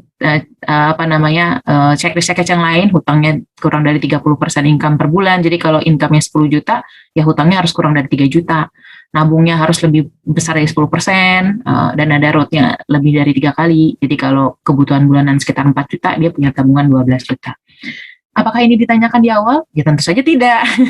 Gitu, makanya ini biasanya observasi dulu, kelihatan dari gaya hidup lah pokoknya, nggak usah kamu punya utang nggak lah, belum jadi kau udah nanya utang, itu kan nggak mungkin gitu kan. Jadi bisa nanya dari hal-hal yang tersirat kayak gini, oh kalau punya duit 1 miliar mau buat apa aja, boleh lihat nggak wishlist yang belum di check out dari Tokopedia atau Shopee kamu apaan sih gitu. Pengen lihat dong, oh kok harganya mahal-mahal semua, kayaknya ini kurang cocok. Jadi kayak gitu, hal-hal sederhana yang mungkin bisa teman-teman cek, tapi nggak direct question gitu ya, nggak pertanyaan langsung yang mungkin menyakiti hati gitu. Jadi bertanya-tanya tadi duit, kalau mau traveling biasanya di budget nggak sih? Kamu kontrol nggak budgetnya? Ada sering bocor nggak? Kalau mau mudik biasanya mudik aja gitu pakai uang THR apa ditabung dulu? Itu pertanyaan-pertanyaan yang mungkin sifatnya indirect question gitu ya. Itu pertama, jadi ini tipsnya yang lebih aplikatif gitu ya, untuk ngecek gimana memilih calon pasangan. Kemudian nih keponya tadi, jangan dari langsung wawancara, ini agak terlalu mungkin nggak cocok gitu untuk beberapa orang, jadi bisa dari observasi, terus dokumen kalau ta'aruf ya, baru setelah itu nanti wawancara ya. Kayak misalnya pertanyaan mau kerja di mana, ada potensi naik jabatan nggak, ada kesiapan dana pernikahan gitu, mungkin nanti ya ini kalau udah agak lebih deket gitu. Nah udah itu tadi Jadi picknya dulu, memilih dulu. Setelah memilih sekarang oke, udah cocok, udah ketemu orang tua, udah menjalani proses pacaran mungkin cukup lama. Kita sekarang mau membicarakan pernikahan. Nah, membicarakan pernikahan tuh kayak gimana sih? Ya pasti dua dong, membicarakan dengan calon pasangan kita sama ya tentu orang tua atau mertua gitu ya. Yang paling penting adalah tadi Mbak Laras bilang adalah dream weddingnya kayak gimana sih? Wedding dream itu versinya seperti apa? Paling gampang adalah merujuk pada orang lain. Tadi misalnya kalau aku terinspirasi banget sama Mbak Laras, tanyain aja budgetnya Mbak Laras berapa kemarin, terus apa namanya undangannya gimana, foto-fotonya seperti apa. Nah itu dijadiin wedding dream. Jadi oh konsepnya seperti ini, Mbak Laras, dekorasi seperti ini, bajunya kayak gini. Itu yang jadi wedding dream. Kita tempel foto-fotonya, terus kemudian kita tanya budgetnya gitu. Teman-teman terdekat aja, teman-teman terdekat yang kayaknya pas lagi kamu ke pernikahannya dia dan kayaknya cukup oke, makanannya oke, bajunya oke, fotografinya oke, langsung aja tanya. Itu lebih gampang dibanding kita ngumpulin data satu-satu. Karena dia pasti kan udah ngumpulin data lebih dulu dan udah lebih capek. Udah tanya aja dia gitu, kira-kira vendornya siapa gitu. Dari sini baru kita refer sama uang yang kita punya dan pasangan yang punya berapa. Anggaplah misalnya wedding dream kita itu budgetnya 100 juta misalnya gitu. Uang yang kita punya cuma 25 juta. Oke, masih jauh dari jauh dari target gitu. Nah, pertanyaan sih sama calon pasangan, kamu punya uang berapa gitu. Oh, aku cuma punya 25. Oke, jauh nih, masih 50% lagi. Kira-kira ada nggak kontribusi dari orang tua? Terus ternyata pas tanya sama orang tua, wah nggak mau bantuin, kamu bayar aja sendiri misalnya gitu. Kamu bayar aja sendiri. Oh ya udah berarti turun dong, wedding dreamnya harus turun. Mau gimana orang tua nggak mau bantuin gitu kan. Nah kontribusi ini biasanya akan berpengaruh pada uang angpau. Jadi kalau saya dulu hampir 80% dari orang tua saya, jadi kita ngomongin angpau gini mah agak ini sih sensitif, tapi waktu itu saya cukup appreciate sih sama orang tua saya. Jadi dia bilang gini, bapak ibu saya bilang kalau yang di amplopnya ada nama Delmar dan Lia itu masuk sebagai hak saya, tapi kalau nggak ada itu masuk hak bapak ibu. Gitu. Jadi tetap saya masih dapat walaupun saya cuma kontribusi sekitar 20%. Cuman akhirnya tadi kan Mbak Laras juga ngomong undangan itu susah banget gitu kan ngesortirnya. Undangan 80% juga dari orang tua gitu ya, cuma 20% dari saya dan suami gitu. Orang tua saya terutama karena budgetnya paling besar dari mereka. Terus udah gitu ini jadi pertanyaan yang ke calon pasangan. Nah ini pertanyaan ke orang tua juga. Ini yang biasanya sering banyak ribut gitu. Orang tua pengennya pernikahannya rame, sementara kita ingin mematuhi protokol kesehatan. Nah ini adalah sebenarnya salah satu ujian pertama yang harus teman-teman lewati. Karena ke depan nanti setelah menikah akan banyak lagi pertanyaan-pertanyaan dan diskusi-diskusi soal rumah, soal punya anak, soal pengen tinggal di rumah sini apa tinggal di rumah mertua gitu tuh akan lebih banyak negosiasi. Nah ini adalah ujian pertama gitu. Kalau kata orang tua, yaudahlah, saya pengennya yang gede-gedean. Oke, kalau kayak gitu bapak pengen gede-gedean, kira-kira bapak mau kontribusi berapa? Karena aku cuma punya uang segini gitu. Nah itu jelas aja ngomongnya, aku cuma punya uang segini. Ya udah kalau kayak gitu bapak aja yang bayar semua, tapi bapak aja yang ngurus semua. Ya udah nggak apa-apa gitu. Tapi kalau misalnya ternyata dari bapak nggak ada uangnya, ya udah kalau kayak gitu kita win-win solution aja ya Pak gitu. Ini aku kasih budgetnya adalah misalnya 50 undangan gitu. Terus buat Bapak, Ibu dan mertua gitu. Sementara aku dan teman-teman misalnya 50. Walaupun pada kenyataannya biasanya bride and groom, pengantin pria dan wanita pasti akan yang mengalah gitu. Paling kita cuma 20 orang apa 25 orang gitu ya. Dari total 100 kalau tadi Mbak Laras. Nah tadi uang angpau juga ini dibicarakan. Nah kalau kita punya versi yang sama, ini kita akan mudah sekali untuk membatasi anggaran. Jelas orang kita tahu wedding dream-nya, teman-teman kita yang jadi rujukan juga segitu, ya kita akan membatasi anggaran. Terus jelas juga target tabungannya berapa. Oh tadi misalnya 100 juta, patungannya adalah saya 25, suami 25, 50 orang tua, misalnya gitu, orang tua saya perempuan misalnya gitu. Ya udah berarti jelas target saya 25 juta. Nikahnya mau setahun lagi, ya udah berarti tiap bulan ya 25 juta dibagi 12 aja, sekitar 2,5 juta misalnya gitu. Dan juga mengurangi konflik karena sudah dibicarakan, udah babak belur di awal lah, udah gontok-gontokan di awal, jadi harusnya kesananya nggak terlalu banyak lagi friksi gitu ya. Nah ini contoh yang saya coba masukkan ke dalam jurnal keuangan pranikah di Momen Q. Jadi ini buat bantu teman-teman untuk menentukan mood board atau wedding dream gitu ya. Temanya mau apa, tone warnanya seperti apa, baju pengantinnya mau gimana, ini. Dan plus juga sama harga-harganya ya. Terus kemudian ini kira-kira apa aja yang bisa dihemat dari mulai cetak undangan, gak usah terlalu banyak gitu kan. Wedding organizer kalau mau hemat banget diurus sendiri, waktu itu saya urus sendiri, tapi emang jadinya saya beliin seragam ke teman-teman dan juga tempat tinggal buat nginep mereka, terus souvenir buat mereka, itu jadi ke arah sana gitu. Tapi kalau sekarang kan mungkin agak nggak bisa ya, karena kan teman-teman udah sibuk masing-masing gitu ya. Ini karena saya waktu itu pas nikah di awal-awal masih kuliah, jadi masih deket sama teman-teman, belum pada jauh pergi. Terus pre-wedding nggak perlu, venue atau lokasi ini kita bisa yang mungkin di fasilitas, kalau yang mau murah banget di fasilitas warga gitu kan, lapangan, gedung warga, taman yang deket-deket rumah gitu. Kalau mau deket rumah ya nggak sewa. Terus seragam mungkin ini bisa di cut banget karena kan sekarang juga udah jarang ya yang datang walaupun teman dekat gitu ya karena mungkin jauh gitu. Dan COVID juga. Foto booth tadi itu Mbak Laras bisa kasih saran tadi ya dari meja tamu itu dijadiin foto booth, oke banget. Wedding singer ini mungkin bisa ganti sama, kalau saya waktu itu cuman MP3 aja diputar gitu, dan buat saya nggak ada masalah karena saya juga nggak suka nyanyi-nyanyi. Terus transport gitu kan, ini bisa dilakukan di venue yang mayoritas kerabat dan tamu hadir gitu, dicari aja jalan tengahnya yang kira-kira nggak banyak menggunakan transportasi, yang mana sekarang juga kebanyakan kan karena ada Zoom jadi udah hemat sendiri. Penginapan hotel ini bisa yang satu tadi kayak Mbak Laras, satu venue-nya itu barengan sama hotel, jadi ya udah nanti dapat honeymoon-nya udah sekalian di hotel itu juga oke. Perawatan sebelum nikah ya sebenarnya bisa dilakukan dengan istirahat secukupnya, walaupun sebenarnya pasti bakal stres sih kalau biasanya perempuan ya sebelum menikah. Terus acara-acara sebelumnya ini bisa yang sederhana aja, lamaran, pengajian, gak usah yang ala-ala artis gitu, bisa yang sederhana aja. Wedding dress nanti mau tadi ya bisa dari saran Mbak Laras sewa, tapi ya cari yang mungkin benar-benar sesuai sama budget dan mungkin gak di satu tempat gitu ya. Jadi cari yang kira-kira cocok sama total budget yang dibutuhkan untuk wedding dress gitu. Kadang kalau bikin sendiri juga ada yang pengen bikin sendiri nggak akan kepake sebenarnya habis itu juga. Oke. Nah, terus kemudian ini beberapa budget. Nanti teman-teman bisa lihat sendiri ya di PDF-nya, tapi ini saya highlight kira-kira. Ini waktu itu saya pernah riset, dan ini kira-kira kayak sekitar 200-an orang deh ya survei, ikut isi survei, dan ini hasilnya. Jadi misalnya undangan, kebanyakan nih yang saya highlight ini adalah kebanyakan orang tuh budgetnya segini, 1,2 sampai 5. Wedding organizer kebanyakan 0, berarti banyak yang nggak pakai WO. Terus foto kurang dari 5, dekorasi kurang dari 10. Ini di total nih yang mayoritas ini ternyata kalau ngambil yang murahnya itu cuma 30 jutaan, yang mana yang besar itu di catering atau makan ya pasti.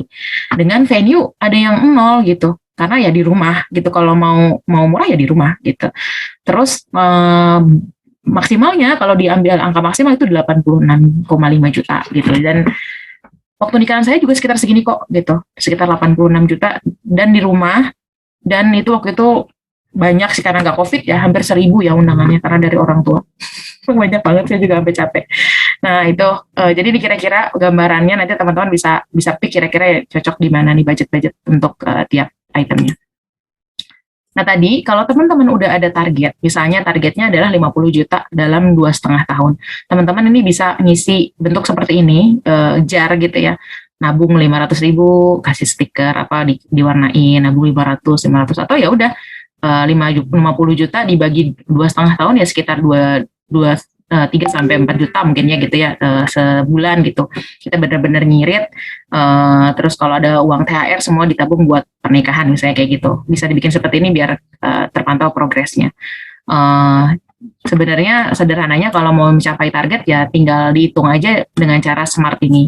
Specific, measurable, achievable, relevant, time related, dan place. Misalnya tadi targetnya 25 juta, ya udah kalau misalnya time-nya adalah sekitar 1 tahun, ya 25 dibagi 1 tahun ya berarti sekitar 2 jutaan setiap bulan, 2 juta lebih gitu ya. Terus dihitung kira-kira kalau 2 kali 12 kan 24 kurang 1 juta ya. yang 1 juta dapat dari mana ya? Mungkin tidak bisa dari yang dana tahunan tuh ya THR, bonus itu bisa ditambahin. Gitu. Ini kira-kira cara mencapainya ya dengan smart ini. Gampang nih sebenarnya, tinggal matematika sederhana aja, 50 juta targetnya gitu ya, dibagi dengan waktu gitu. Nah, mungkin ini pertanyaan yang sering ditanyakan ya, gimana sih cara membicarakannya? Pertama ya tentu dari diri sendiri, ya tanya apa yang kita butuhkan, terus isi tangki bahasa cinta. Bahasa cinta tuh bisa gini, oh bapak itu senang kalau habis saya beliin makanan, itu berarti bahasa cintanya gift. Berarti beliin makanan bapak dulu, terus lihat kondisinya bapak lagi happy, oh sore-sore nih sambil ngeteh gitu ya, kalau dari iklannya Sariwangi sambil ngeteh, sambil ngomong, Pak, nih saya mau ngomongin, saya kan mau nikah nih setahun lagi, ini aku tuh rencananya nikahnya kayak gini Pak, gitu, sama si orang ini gitu, bisa nggak misalnya aku tahu bapak tuh pernikahan yang bapak pikiran seperti apa sih, misalnya kayak gitu ceritanya udah kenalan lah, udah keluarga, udah segala macam, udah tinggal ngomongin masalah budget misalnya kayak gitu. Nah ini timing janji bicara, jadi jangan ujuk-ujuk gitu ya, ujuk-ujuk, bisa ngomong dulu gitu, Pak bisa nggak ngomong nanti sore misalnya gitu, atau Pak Bu bisa nggak aku ngomong nanti sore sekitar 1 jam gitu. Bicara perlahan, jangan semuanya di satu tempat ya, karena ya waktunya terbatas dan mereka juga pasti pusing kalau kita langsung semuanya diobrolin. Mulai dari yang paling penting dulu, sama jangan lupa bawa alat tulis, karena nggak semua orang tuh nyaman dengan ngomong doang gitu. Jadi ini ada coret-coretan hitungannya, ada gambar tadi mood boardnya atau wedding boardnya yang kita inginkan gitu, untuk jadi bisa lebih mudah untuk membicarakan ke orang tua dan juga pasangan.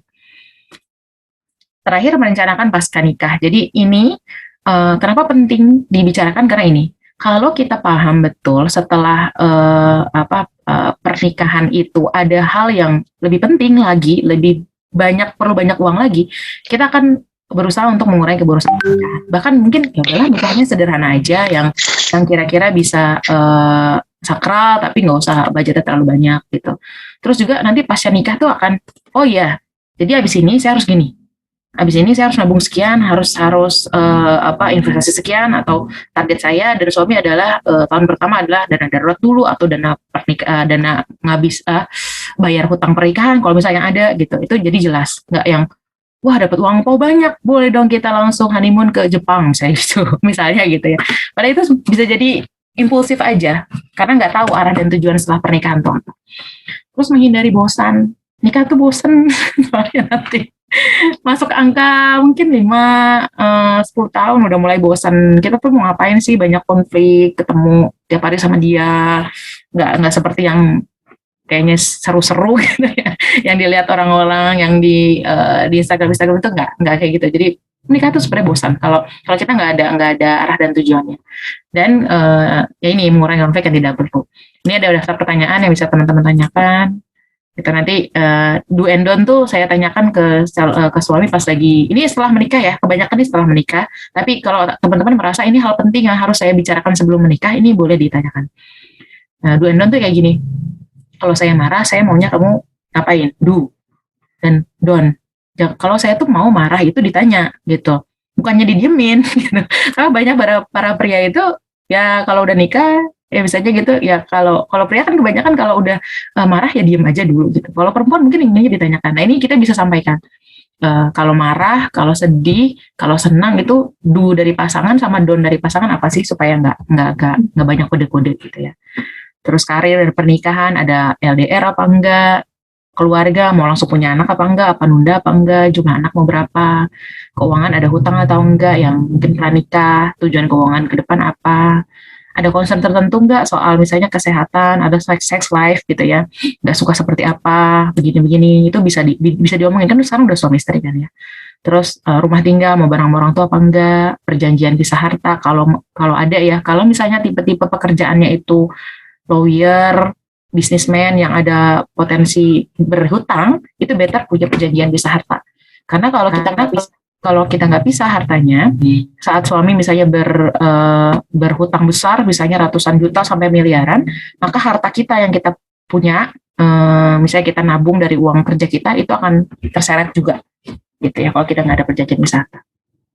Terus ngobrol ke orang tua, kira-kira mau rencana rumah tinggal di mana, tiap bulan mau ngasih berapa ke orang tua gitu. Ini bisa dibicarakan. Banyak yang dibicarakan ya ternyata.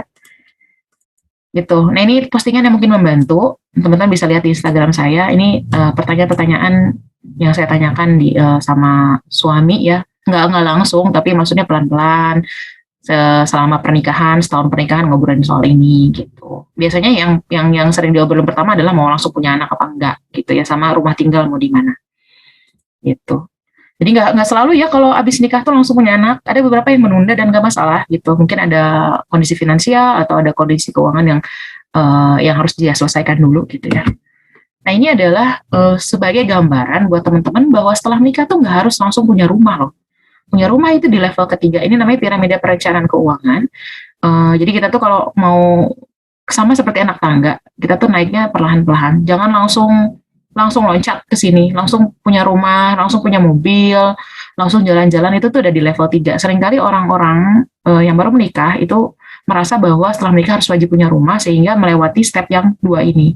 Step apa sih yang pertama? Step yang pertama adalah dana darurat. DD itu dana darurat, cash flow, dan hutang. Jadi kalau misalnya ternyata setelah menikah masih ada hutang dari suami, coba suami atau istri gitu ya, coba selesaikan dulu dengan uang angpau yang dari pernikahan gitu ya. Terus isi dana darurat. Terus kemudian kalau pemasukan dan pengeluaran ini masih lebih besar pengeluaran, masih minus terus, masih ngambil tabungan terus, itu dulu yang diperbaiki gitu. Nggak usah langsung rumah masih bisa ngontrak, mobil masih bisa pakai gokar gitu ya, itu nanti dulu gitu. Ini dulu selesaikan.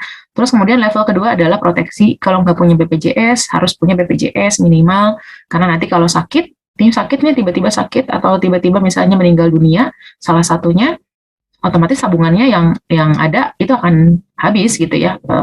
Gak usah jauh-jauh kanker ngomongin segala macam lah, melahirkan aja kan kita pasti hamil dan melahirkan kan, itu tuh kalau nggak pakai BPJS, BPJS kan udah paling murah ya, asuransi kesehatan paling murah, itu bisa sesar aja bisa sampai 30-an juta gitu kan. Tabungan kan 30 juta lumayan ya, jadi mendingan diarihkan ke BPJS gitu yang kelas 3 aja, nggak usah mahal-mahal. Kelas 3 kan sekitar 35.000 ya per orang. Baru nanti setelah ini ke tujuan-tujuan keuangan. Kalau udah beres baru ke sini. Saya juga baru mulai beresin yang ini nih, mulai ke sini tuh setelah setahun pernikahan kok, pelan-pelan. Jadi saya ngisi-ngisi yang ini dulu, dana darurat. Alhamdulillah sih nggak ada hutang, alhamdulillah. Jadi udah bisa nabung lah gitu. Baru nanti ke level dana pensiun dan warisan. Ini contoh tadi ya pertanyaan di jurnal keuangan saya masukin juga ada mau tinggal di mana, uang ampau dan lain-lain, supaya bisa bantu teman-teman. Nah, sekarang tinggal start aja teman-teman. Buat yang mungkin saya masih jauh belum ada calonnya, ini aja dulu, rapiin ini aja dulu. Yang pertama mencatat income expense, punya hutang apa enggak, hartanya ada berapa. Setelah itu dievaluasi budget bulanan. Mungkin selama ini budget terlalu berlebihan, tabungan nggak pernah nambah nih, kelihatan dari sini hartanya kok gitu-gitu aja tapi malah hutang yang nambah. Mungkin itu yang harus dievaluasi ya, di budgetnya sama pengeluaran yang mungkin terlalu berlebihan. Sama komunikasi sejak dini ya. Komunikasi itu nggak harus tentang pernikahan. Komunikasi bapak ibu punya hutang apa enggak. Nanti kalau adik-adik mau sekolah, kalau aku udah nikah dan nggak kerja gimana supportnya adik-adik gitu. Terus ke pasangan misalnya, yuk ikutan kelas-kelas kayak gini untuk melek sama-sama kayak gitu. Ini kalau misalnya belum ada pasangan, lebih ke rapihin keuangan diri sendiri dulu. Nah, ini bayangan pengeluaran pasca nikah tuh banyak ya tuh. Jadi kalau sekarang sendiri ya uang sendiri, mau jalan-jalan sendiri. Tapi setelah uang bersama ini, suami istri menjadi suami istri, ini banyak banget buat orang tua, mertua, hadiah, terus dana melahirkan, pendidikan anak, anaknya banyak berarti pendidikan anak plus gitu ya. Terus rumah yang pasti biasanya mahal ya, haji, kendaraan, dan kebutuhan bulanan. Gitu. Ini kalau teman-teman tertarik untuk beli jurnal keuangan pranikahnya, silahkan bisa lihat Tokopedia Momencue ya, searching aja. Ini ada sedang dibuka pre-ordernya, harganya segini. Ada juga kalau yang di luar negeri ada yang format digital 55.000. Nanti spesifikasinya lihat aja di Tokopedia. Ini tentang Momencue, nanti bisa lihat aja sendiri ya, karena waktunya juga sudah mepet. Saya akhiri dulu, mudah-mudahan bermanfaat. Wassalamualaikum warahmatullahi wabarakatuh. Oke, alhamdulillah cukup banyak ya, padat materinya, dan molor dikit nih, sekitar 10 menitan dari yang dilaksanakan. Oke, saya mau coba lihat dulu. Oh, udah ada beberapa pertanyaan. Ada dari Mbak Mariam yang pertama ya. Oke, saya coba bacakan dulu ya. Kita langsung ke pertanyaan. Mbak Laras, saya mau tanya. Kebetulan saya sudah menikah 3 tahun yang lalu. Waktu itu belum pandemi. Yang saya tanyakan, apakah less waste di masa pandemi efektif diterapkan bila pandemi sudah selesai? Apa saja sih garis besar perbedaannya secara umum? Itu kira-kira Mbak Laras. Ya, langsung dijawab ya Mbak. Boleh, Mbak?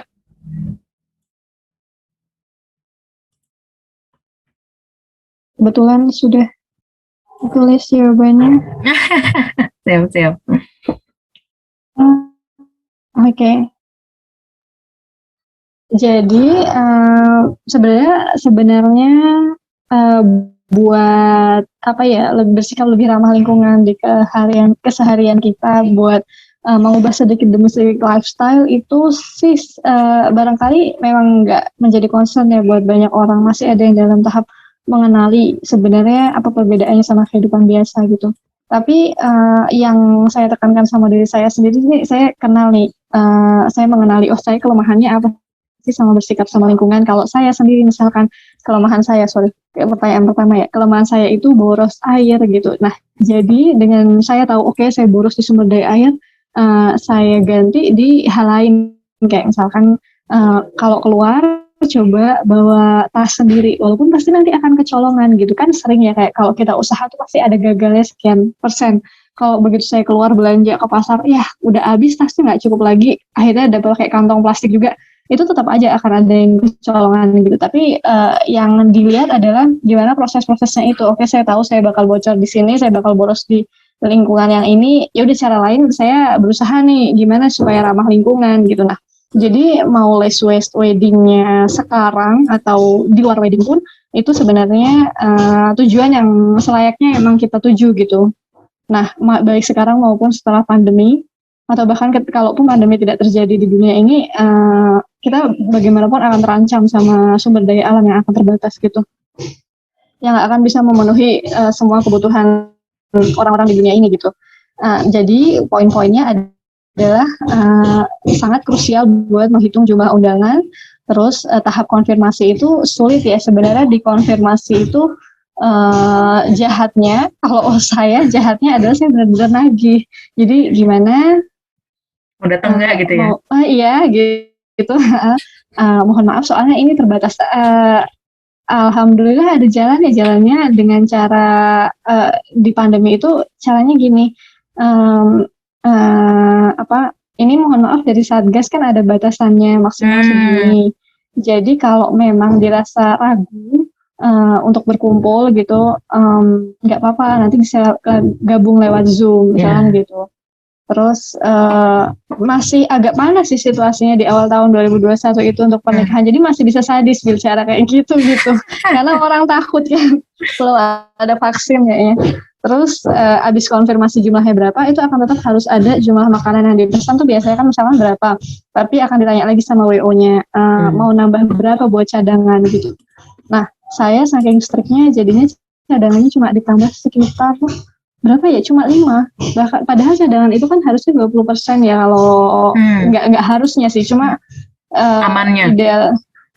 idealnya istilahnya kita mau bikin acara, kalau makanannya kurang kita malu sendiri gitu. Betul. Tapi emang makanan itu sesuatu yang bikin kita kesel sebenarnya. Kita mengundang orang banyak, tapi kenapa kalau dipesenin makanan banyak ada aja yang kebuang gitu.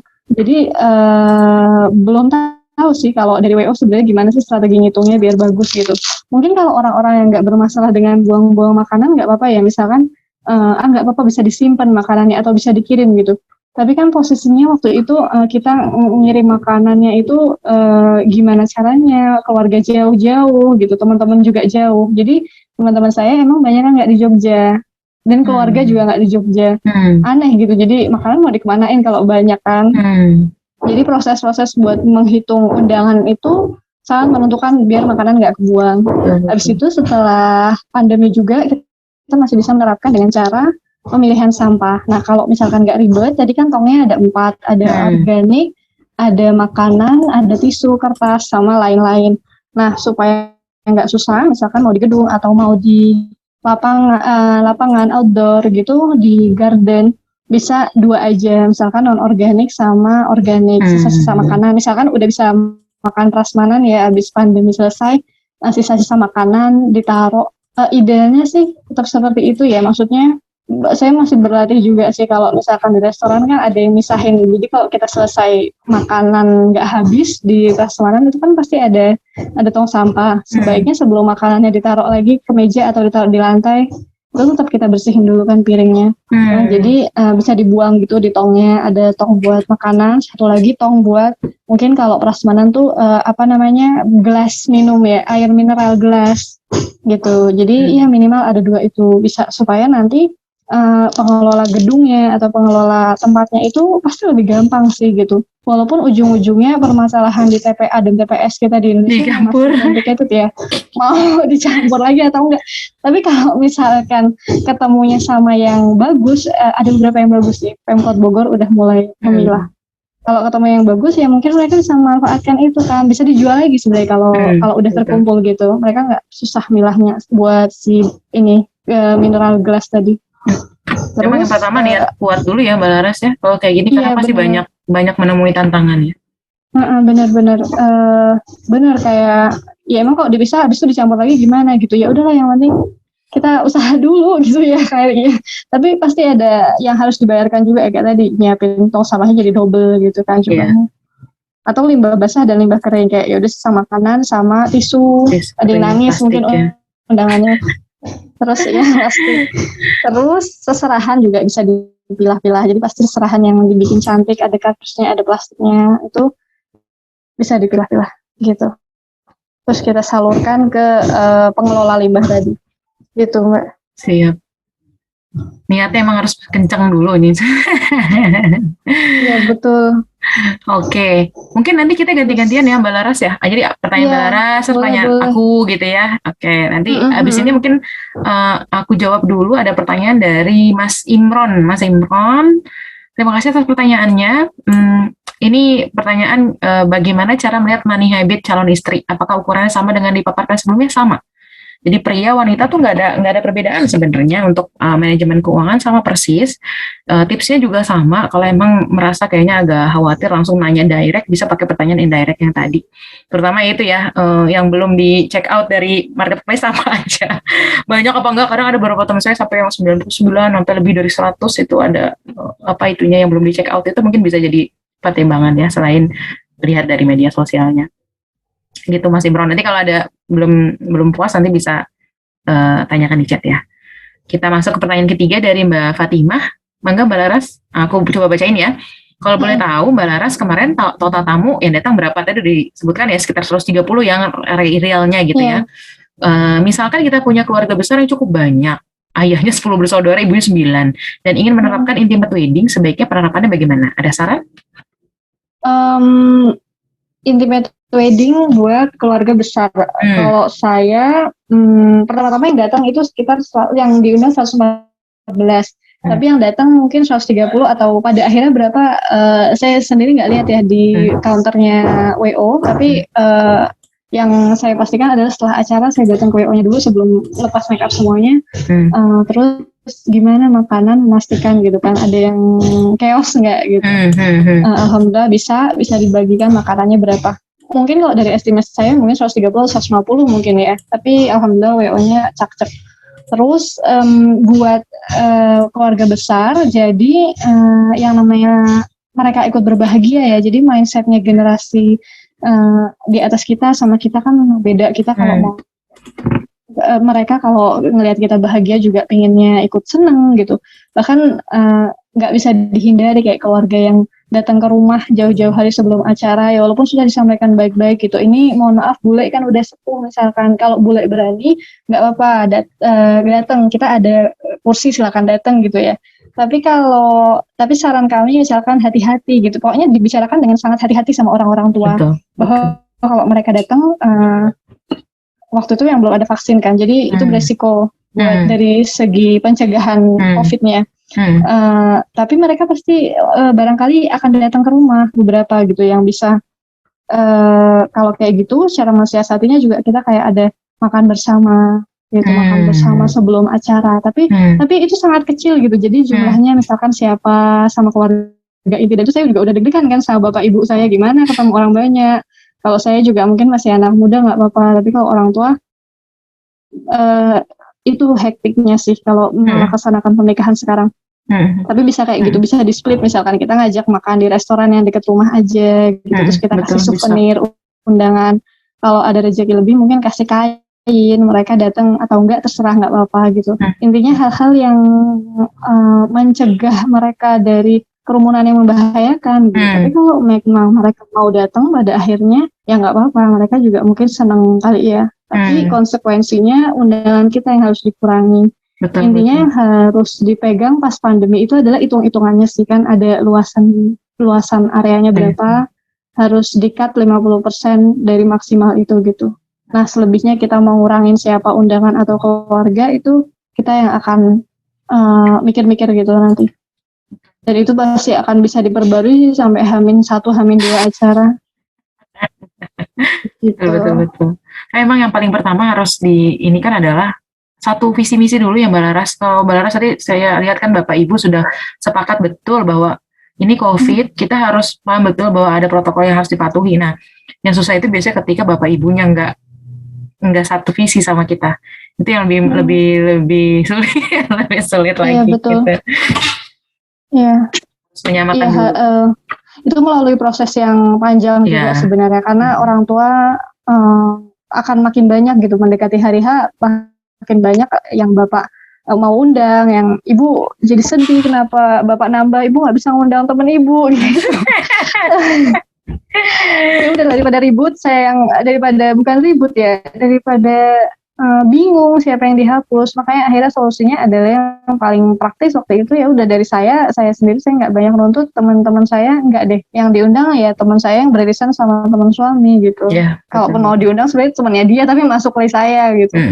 Jadi di awal tuh kita bikin 50-50, oke ini ada maksimal undangan segini dari venue-nya, dari Satgas COVID, terus kita bagi 2 gitu. Sebenarnya pembicaraannya bukan demokratis ya, tapi jadinya pembicaraannya nggak berdasarkan ini sih, keuangan. Kita udah kayak, karena beda mungkin ya, kayak kadang jadi loss aja ya jadinya. Yang satu pengen ngundang banyak, temanku banyak, tapi yang satu lagi takut gitu mengundang orang. Jadi ketolong klopnya di situ. Betul. Nanti akan ketemu caranya sendiri sih Mbak Fatimah nih. Maksudnya kita kasih tips, tapi nanti ujung-ujungnya nanti pasti Mbak Fatimah akan improve sendiri lah, karena kan pasti kondisinya berbeda ya dengan bapak dan ibu sama-sama bersaudara, dan kita kan nggak tahu juga kondisinya apakah bapak ibunya sudah paham soal protokol kesehatan, keluarganya juga satu visi misi apa enggak gitu. Kalau ada yang sudah satu visi misi mah gampang sebenarnya, mereka akan dengan sendirinya tidak akan hadir gitu. Oke, saya lanjut dulu ya Mbak Laras ya berarti. Iya, mari Mbak. Oke. Saya akan lanjut ke pertanyaan Mbak Ratna Dian Pratiwi. Apakah dana darurat itu sebaiknya diinvestasikan, dan kalau diinvestasikan yang aman di bidang apa? Jadi dana darurat ini fungsinya adalah dana yang digunakan untuk kondisi darurat gitu ya. Kondisi darurat tuh ya kondisi tiba-tiba nih calon suami, bukan calon suami gitu ya, ternyata nanti terkena COVID, meninggal dunia, itu kan kondisi darurat. Terus kemudian sakit gitu, itu adalah kondisi-kondisi yang mana ada kemungkinan kalau kita nanti udah nggak kerja ya, kita akan menggunakan suatu tabungan untuk bertahan hidup. Nah itu adalah si tabungan dana darurat itu gitu. Nah tabungan dana darurat ini berarti kan fungsinya itu harus ada ready saat darurat.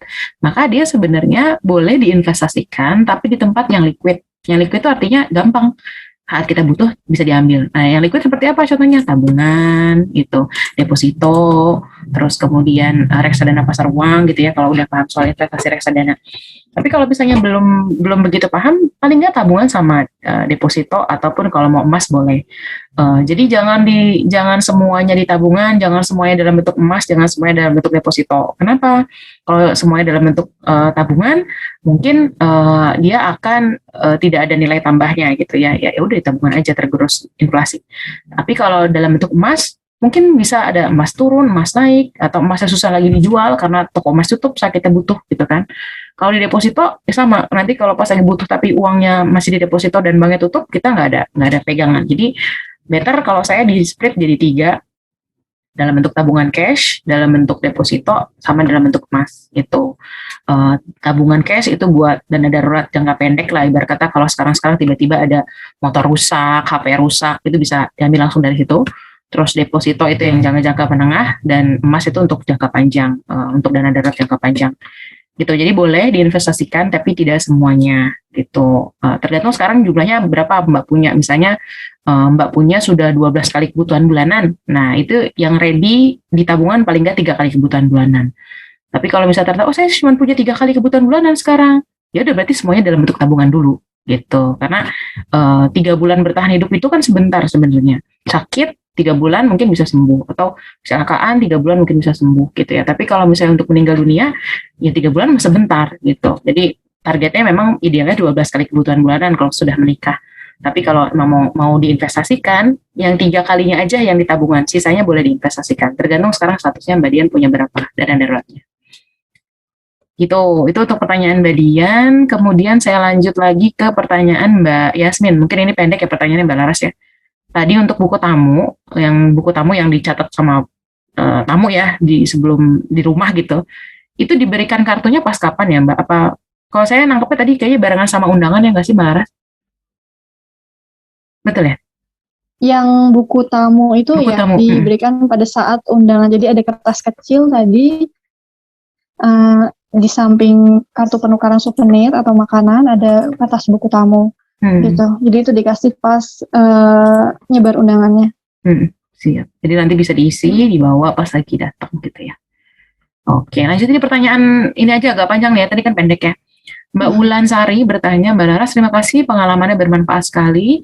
Ingin bertanya, pertama Mbak menghubungi WO-nya sampai akhirnya sepakat menggunakan jasa WO tersebut berapa lama sebelum hari H? Itu dulu kali pertanyaannya gitu. Ini dia. Jadi nah, ini jadi nyambung ke ini nih, presentasinya Mbak Lia. Jadi tadi kan Mbak bilang masalah lamarannya nggak usah kayak artis gitu ya. Nah, lamaran nggak usah kayak artis itu sebagai informasi tambahan ya, karena lamaran itu yang tergambar sejauh yang kita tahu kalau kita referensinya ke Instagram itu kan cukup menyita banyak anggaran ya. Nah, mana saya mau share. Jadi sebagai informasi lamaran saya, coba tebak pakai apa Mbak? Pakai Zoom. Datang ke rumah. Really? Dan itu sangat menghemat, di mana akhirnya itu lamaran yang tanpa harus ngeluarin duit kan ya, hanya koneksi internet gitu. Terus aneh sih gitu, dan kesannya jadi kayak nggak sakral ya gitu ya kok. Iya betul. Terus pernah kepikiran juga jadi kenapa lamaran saya kayak gini, orang jadi malu gitu ya teringat-ingat. Tapi buat sisi saya sih pengalamannya jadi kayak menarik banget. Oke, itu strategi saya, dan emang strategi saya mungkin ya. Jadi saya mikir ya mungkin orang bahagia gitu ya, kayaknya syahdu sekali gitu ya ketika lamaran, tapi rezeki saya ya saya bisa saving di sana gitu. Ya karena waktu itu Mbak Laras masih di Prancis ya? Enggak, udah pulang Desember. Lamaran di Zoom, terus alhamdulillah bisa menghemat di situ. Terus di WO-nya, jadi 2 tahun waktu saya nyusun dan bikin mood apa Mbak tadi istilahnya? Wedding mood board itu saya udah hubungin WO-nya dari WO. Jadi beneran dicari harga realnya di lapangannya kan, ditawarin. Mereka kirim banyak, jadi banyak banget tuh WO kan, ada yang ini dikasih itu banyak, ada price list dan katalognya. Yang ini ini terlalu tinggi, yang ini terlalu sultan gitu ya. Terus setelah lamaran ada beberapa WO yang jadi pilihan, dan tentunya ada WO baru juga yang dihubungi kan, karena udah 2 tahun berubah.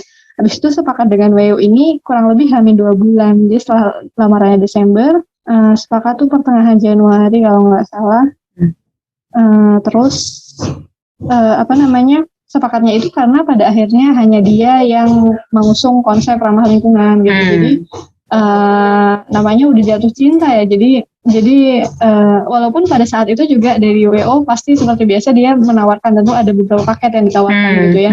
Dan seperti biasa saya yang pelit dan terlalu stick dengan budget pasti memilih budget yang di bawah gitu. Tapi alhamdulillah seiring berjalannya waktu WO-nya itu lebih dari kalau kita kayak udah cocok gitu ya mungkin ya sama berpartner. Jadi WO-nya lebih banyak membantu dan lebih dari sekedar partner. Jadi kita sampai sekarang masih kontak-kontakan. Penting sih memilih WO dan itu perlu hati-hati karena sebelum ketemu WO yang ini saya juga ketemu sama WO lain dan sayangnya kurang oke gitu, dan itu nggak apa-apa, hak buat kita buat nge-cut akhirnya. Mohon maaf saya nggak bisa bekerja sama lanjut lagi karena ini mungkin saya lihat nggak ada banyak progres gitu, walaupun semuanya itu disampaikan lewat WhatsApp ya, karena nggak berani ketemu langsung waktu itu. Akhirnya berani ambil keputusan itu, terus Hamin 2 bulan pertengahan Januari itu kalau nggak salah hubungin WO yang sekarang, WO yang kemarin, terus oke, dari situ jalan. Wow, terus totalnya banget ya. 98 juta. Maksudnya sempat ganti WO loh di tengah-tengah jalan. Sama Keputusannya karena sangat berani. Agak ini sih ya, maksudnya pasti ada ini ya tantangannya ya, maksudnya gimana ya, kalau saya kan tipikalnya kita emang harus kenal diri sendiri juga ya. Kalau saya tipikalnya kan sangat ngejar progresnya gimana, karena ini kan kerjanya kita nggak bisa ketemu nih gitu. Jadi begitu sebelum WO yang kedua itu oke, saya bilang di awal, mohon maaf ini Mbak, saya kelihatannya akan menuntut, kalau kita jadi kerjasama saya akan menuntut banyak progres lewat WhatsApp, kemudian karena kita belum bisa ketemu, kira-kira Mbak terganggu nggak kalau cara kerja saya seperti itu gitu. Nggak apa-apa, kita emang nggak bisa ketemu, tapi saya pasti akan ngabarin Mbak misalkan jawabannya seperti itu. Oke, nggak apa-apa gitu. Agak sangat hektik begitu. Siap, sangat challenging ya memilih WO gitu ya, karena memang kita kan tergantung sama dia, jadi memang harus yang serak banget, apalagi kalau kita tipenya detail, mendingan kita kejar yang bisa memberikan ya kelengkapan data gitu ya. Kecuali kalau saya waktu itu soalnya saya kerjain sendiri, jadi saya bener-bener pasti lebih capek kan Mbak? Lebih capek saya hari H-1 jam 2 pagi belum tidur. Masya Allah. Akhirnya habis nikah tuh saya drop ya sampai masuk angin sakit. Cuma makanya jangan dicoba lah. Kalau bisa ada WO mendingan WO aja gitu. Apalagi kalau kita tipe yang perfeksionis ya, mendingan WO dan cari yang cocok gitu. Kalau budgetnya ada ya gitu. Kalau dari segi tadi 98 juta ya Mbak Laras, secara nggak langsung tuh sebenarnya nggak beda jauh sama aku. Aku juga sekitar segituan, tapi memang ininya beda banget jauh. Jadi Mbak Laras itu 100, Mbak undangan saya hampir 1000. Tapi jauh banget, hampir 10 kali. Karena venue saya di rumah. Betul. Makan masak sendiri, ibu saya mau masak sendiri sama tetangga-tetangga, guyup ya tetangga daerah sini. Cuman ya kekurangannya ya tadi saya nggak bisa menerapkan Lois Ways karena itu di luar kuasa saya, jadi ya udahlah gitu. Cuman ya semua senang, jadi kalau ada makanan itu semua dibawa sama tetangga-tetangga di sini gitu, nggak ada yang dibuang. Bukan malah ada beberapa yang hilang. Berarti bisa gitu ya. Berarti kalau dipikir-pikir, kalau mau mengadakan pernikahan yang lebih intimate terus dengan jumlahnya sedikit di saat pandemi, harusnya bisa jauh lebih murah ya. Bisa jauh lebih murah. Bisa kayak cuman 20-30 di rumah juta. Nih. Emang bisa. Kesempatan buat nikah sih bagi yang nikah. 20 juta udah dapat banyak sebenarnya Mbak, masak sendiri, sama ada saudara-saudara, patuhi prokes, itu semuanya bisa banget dilakukan, tapi di rumah itu bisa banget. Paling nggak kalau di rumah pasti tetangga yang akan banyak diundang gitu. Mungkin kalau tetangga bisa juga nggak, tergantung makanya visi misinya kita tersampaikan ke orang tua. Kita bisa bilang ke tetangga mungkin nggak bisa semua, cuman misalnya pemangku adat atau Pak RT, Pak RW gitu ya. Sisanya kita akan kirimkan hampers ke rumah masing-masing gitu. Itu bisa kok kayak gitu. Oke, lanjut ya, menarik banget nih. Kita masuk ke pertanyaan dari Mbak Rahma. Mau tanya, lebih baik sebelum menikah punya kontrakan dulu atau sesudah menikah baru cari kontrakan?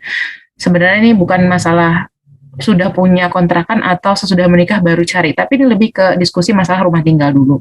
Kalau saya dulu sama suami ngomong, gimana nih mau tinggal sama siapa? Mertua, orang tua, apa kita ngontrak gitu. Nggak tinggal sama mertua, ini terkait sama lokasi kerja. Kalau sekarang kan udah WFH ya nggak begitu ngaruh. Mertua saya rumahnya di Bekasi, orang tua saya rumahnya di Bogor. Kita berdua kerjanya di Bogor, jadi otomatis kita akan cari rumah yang dekat tempat kerja gitu. Kebetulan karena saya sulung dan otomatis saya anak perempuan satu-satunya, jadi saya udah bicarakan juga kalau saya akan tinggal di sini sampai nanti adik saya akan menikah. Jadi gantian. Jadi nanti ketika adik saya menikah, gantian saya yang cari rumah gitu. Nah, jadi ini dibicarakan sebelum nikah. Jadi kita nggak repot. Sampai sekarang kita belum cari KPR. Karena buat apa cari KPR, toh ujung-ujungnya nanti juga nggak akan dibolehin sama orang tua saya untuk pindah rumah gitu ya. Karena cucu pertama gitu kan, anak pertama perempuan sendiri, pengennya orang tua tetap di sini. Jadi udah, jadi di awal kita sepakat untuk tinggal sama orang tua saya, dan budgetnya kita alokasikan untuk membuat rumah kita nyaman untuk saya dan suami tinggali dan anak saya tinggali. Salah satunya yang pertama beli AC, yang kedua bobol kamar untuk lebih besar, tinggiin rumah, jadi ada tadinya 1 lantai jadi 2 lantai, kita coba kasih support buat orang tua juga untuk tinggiin rumah, jadi ke arah sana. Jadi kita di rumah orang tua juga nyaman dan punya privacy, karena sering ada kan kayak barengan sama orang tua tapi nggak punya privacy, jadi sering ribut segala macam. Nah itu kita alihkan uang yang harusnya buat membayar kontrakan kalau kita pisah itu ke arah membuat suasana rumah nyaman untuk saya dan juga suami dan juga anak gitu. Itu pertanyaan pertama dari Mbak Rahma, gimana cara membicarakan hal tersebut agar pasangan kita tidak tersinggung. Misal sebelum menikah kita sudah membicarakan tempat tinggal. Menurut saya ini nggak jadi sebuah hal yang menyinggung ya. Maksudnya itu kan jelas ya. Kita sudah menikah mau tinggal di mana gitu. Itu jelas sekali gitu. Bisa bukan sesuatu hal yang menurut saya sih, nggak tahu ya, kita tiap orang beda-beda. Tapi itu bukan sesuatu yang menurut saya bisa membuat sedih dan marah gitu ya. Itu jelas aja, nanti kita mau menikah mau di mana nih gitu. Mungkin kalau tersinggung, mungkin kalau suami pengennya di rumahnya mertuanya, tapi kita nggak mau, misalnya gitu, kita nggak mau tinggal sama mertua, itu mungkin agak tersinggung. Kita bisa kasih masukan aja gitu, kalau dari mertua, kalau tinggal di rumah mertua nggak apa-apa, tapi mungkin nanti bisa dibuat kamarnya lebih private gitu kan, atau mungkin bangun sesuatu supaya lebih nyaman gitu. Itu bisa dibicarakan supaya ya kita tahulah sebagai seorang menantu sering ada friksi dengan mertua masing-masing gitu kan ya. Kita obrolin aja sejak awal gitu. Lihatnya ke depan ya, kayak ada rencana soal rumah tinggal tuh gini, rumah tinggal tuh gini. Ada rencana nggak suami itu untuk kuliah lagi di luar negeri atau pindah kerja gitu. Kalau kita langsung ngambil KPR di awal gitu kan, mikirnya harus punya rumah dan kita udah ngambil cicilan, padahal ujung-ujungnya kita nggak tinggal di rumah itu. Gara-gara apa, misalnya jauh dari kerjaan, kan cari rumah sekarang yang murah kan jauh ya ininya harganya pasti jauh gitu ya, kayak kalau Bogor mah di ujung Cilebut mana atau di mana jauh banget gitu kan, itu kan harganya juga murah, terjangkau, tapi jauh dari mana-mana gitu kan, jauh dari kerjaan gitu. Terus udah gitu kalau kita nanti mau sekolah lagi, bayarnya gimana, kita nggak punya income, akhirnya cuma beasiswa, bisa nggak tetap bayar hutang KPR gitu. Itu harus dipikirkan dari awal. Dan kita bernamai dengan keadaan harus tinggal sama mertua atau harus tinggal dengan orang tua dengan segala kekurangannya ya. Pasti kan ada ya omongan-omongan, ini nggak enak, ya nggak apa-apa gitu, karena kita punya tujuan di masa depan yang lebih besar gitu Mbak Rahma. Kemudian saya coba cari dulu yang pertanyaannya Mbak Laras. Oke, ini ada satu nih, kayaknya ada nih. Ada ya? Ada dari Mbak Husnul ya berarti ini mungkin ya. Ini pertanyaan berdua sih, tapi ini bisa untuk Mbak Laras juga. Mau tanya untuk anggaran darurat budget wedding berapa persen? Jadi mungkin kayak tadi ya Mbak Laras, saya sempat ngomong kayak, oh kalau ngelebihin makanan tuh ada lebih kalau mau over budget. Tadi misalnya Mbak Laras tuh total 98 itu udah diprediksi 98 atau sebelumnya bukan 98? Gimana Mbak Laras? Enggak, jadi sebelumnya waktu saya bikin, kan 2 tahun yang lalu bikin ada 3 tipe kan pernikahan, yang low, medium, sama high. Dana tak terhingganya itu gimana ya, dana tak terhingganya itu cuma 40% yang saya hitung. Jadi banyak banget sebenarnya yang alokasi buat dana tak terhingganya gitu. Dan tapi jadinya bukan dana tak terhingga, karena begitu datang di hari H, di list sama WO-nya apa aja yang perlu, kayak misalkan dia menghubungin, oh yang ini nggak disiapin, yang ini kayaknya perlu tambahan gini-gini, itu jadi kepake gitu. Jadi sebenarnya dana tak terhingga yang saya ada bayangkan sebelumnya itu lebih ke dana karena belum ada pengetahuan yang ke sana gitu.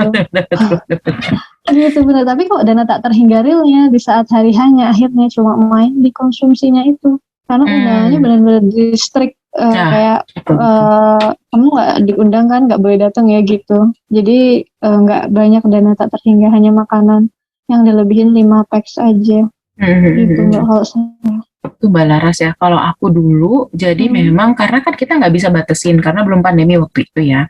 Jadi ini mungkin bisa berlaku untuk teman-teman yang orang tuanya mungkin masih kurang taat prokes atau apa gitu ya. Ini bisa dicoba gitu ya. Memang yang paling biasanya bocor itu adalah budget makanan. Jadi memang biasanya itu kalau misalnya ngundangnya 100, itu pasti kan dikali 2 ya, karena dia pasti bawa gandengan, ibarat kata gitu ya. Jadi pasti bikinnya untuk 200 pack dan ditambah lagi plus misalnya sekitar 50 sampai 100. Jadi bisa sampai 2,5 sampai 3 kali lipat masaknya. Dan memang betul jadinya food waste. Seringnya kayak gitu. Sering jadi food waste. Nah, tapi kalau waktu itu aku pengalaman jadi panitia, mereka tuh seneng banget sih yang catering masaknya itu tuh seneng banget kalau dibolehin bawa pulang.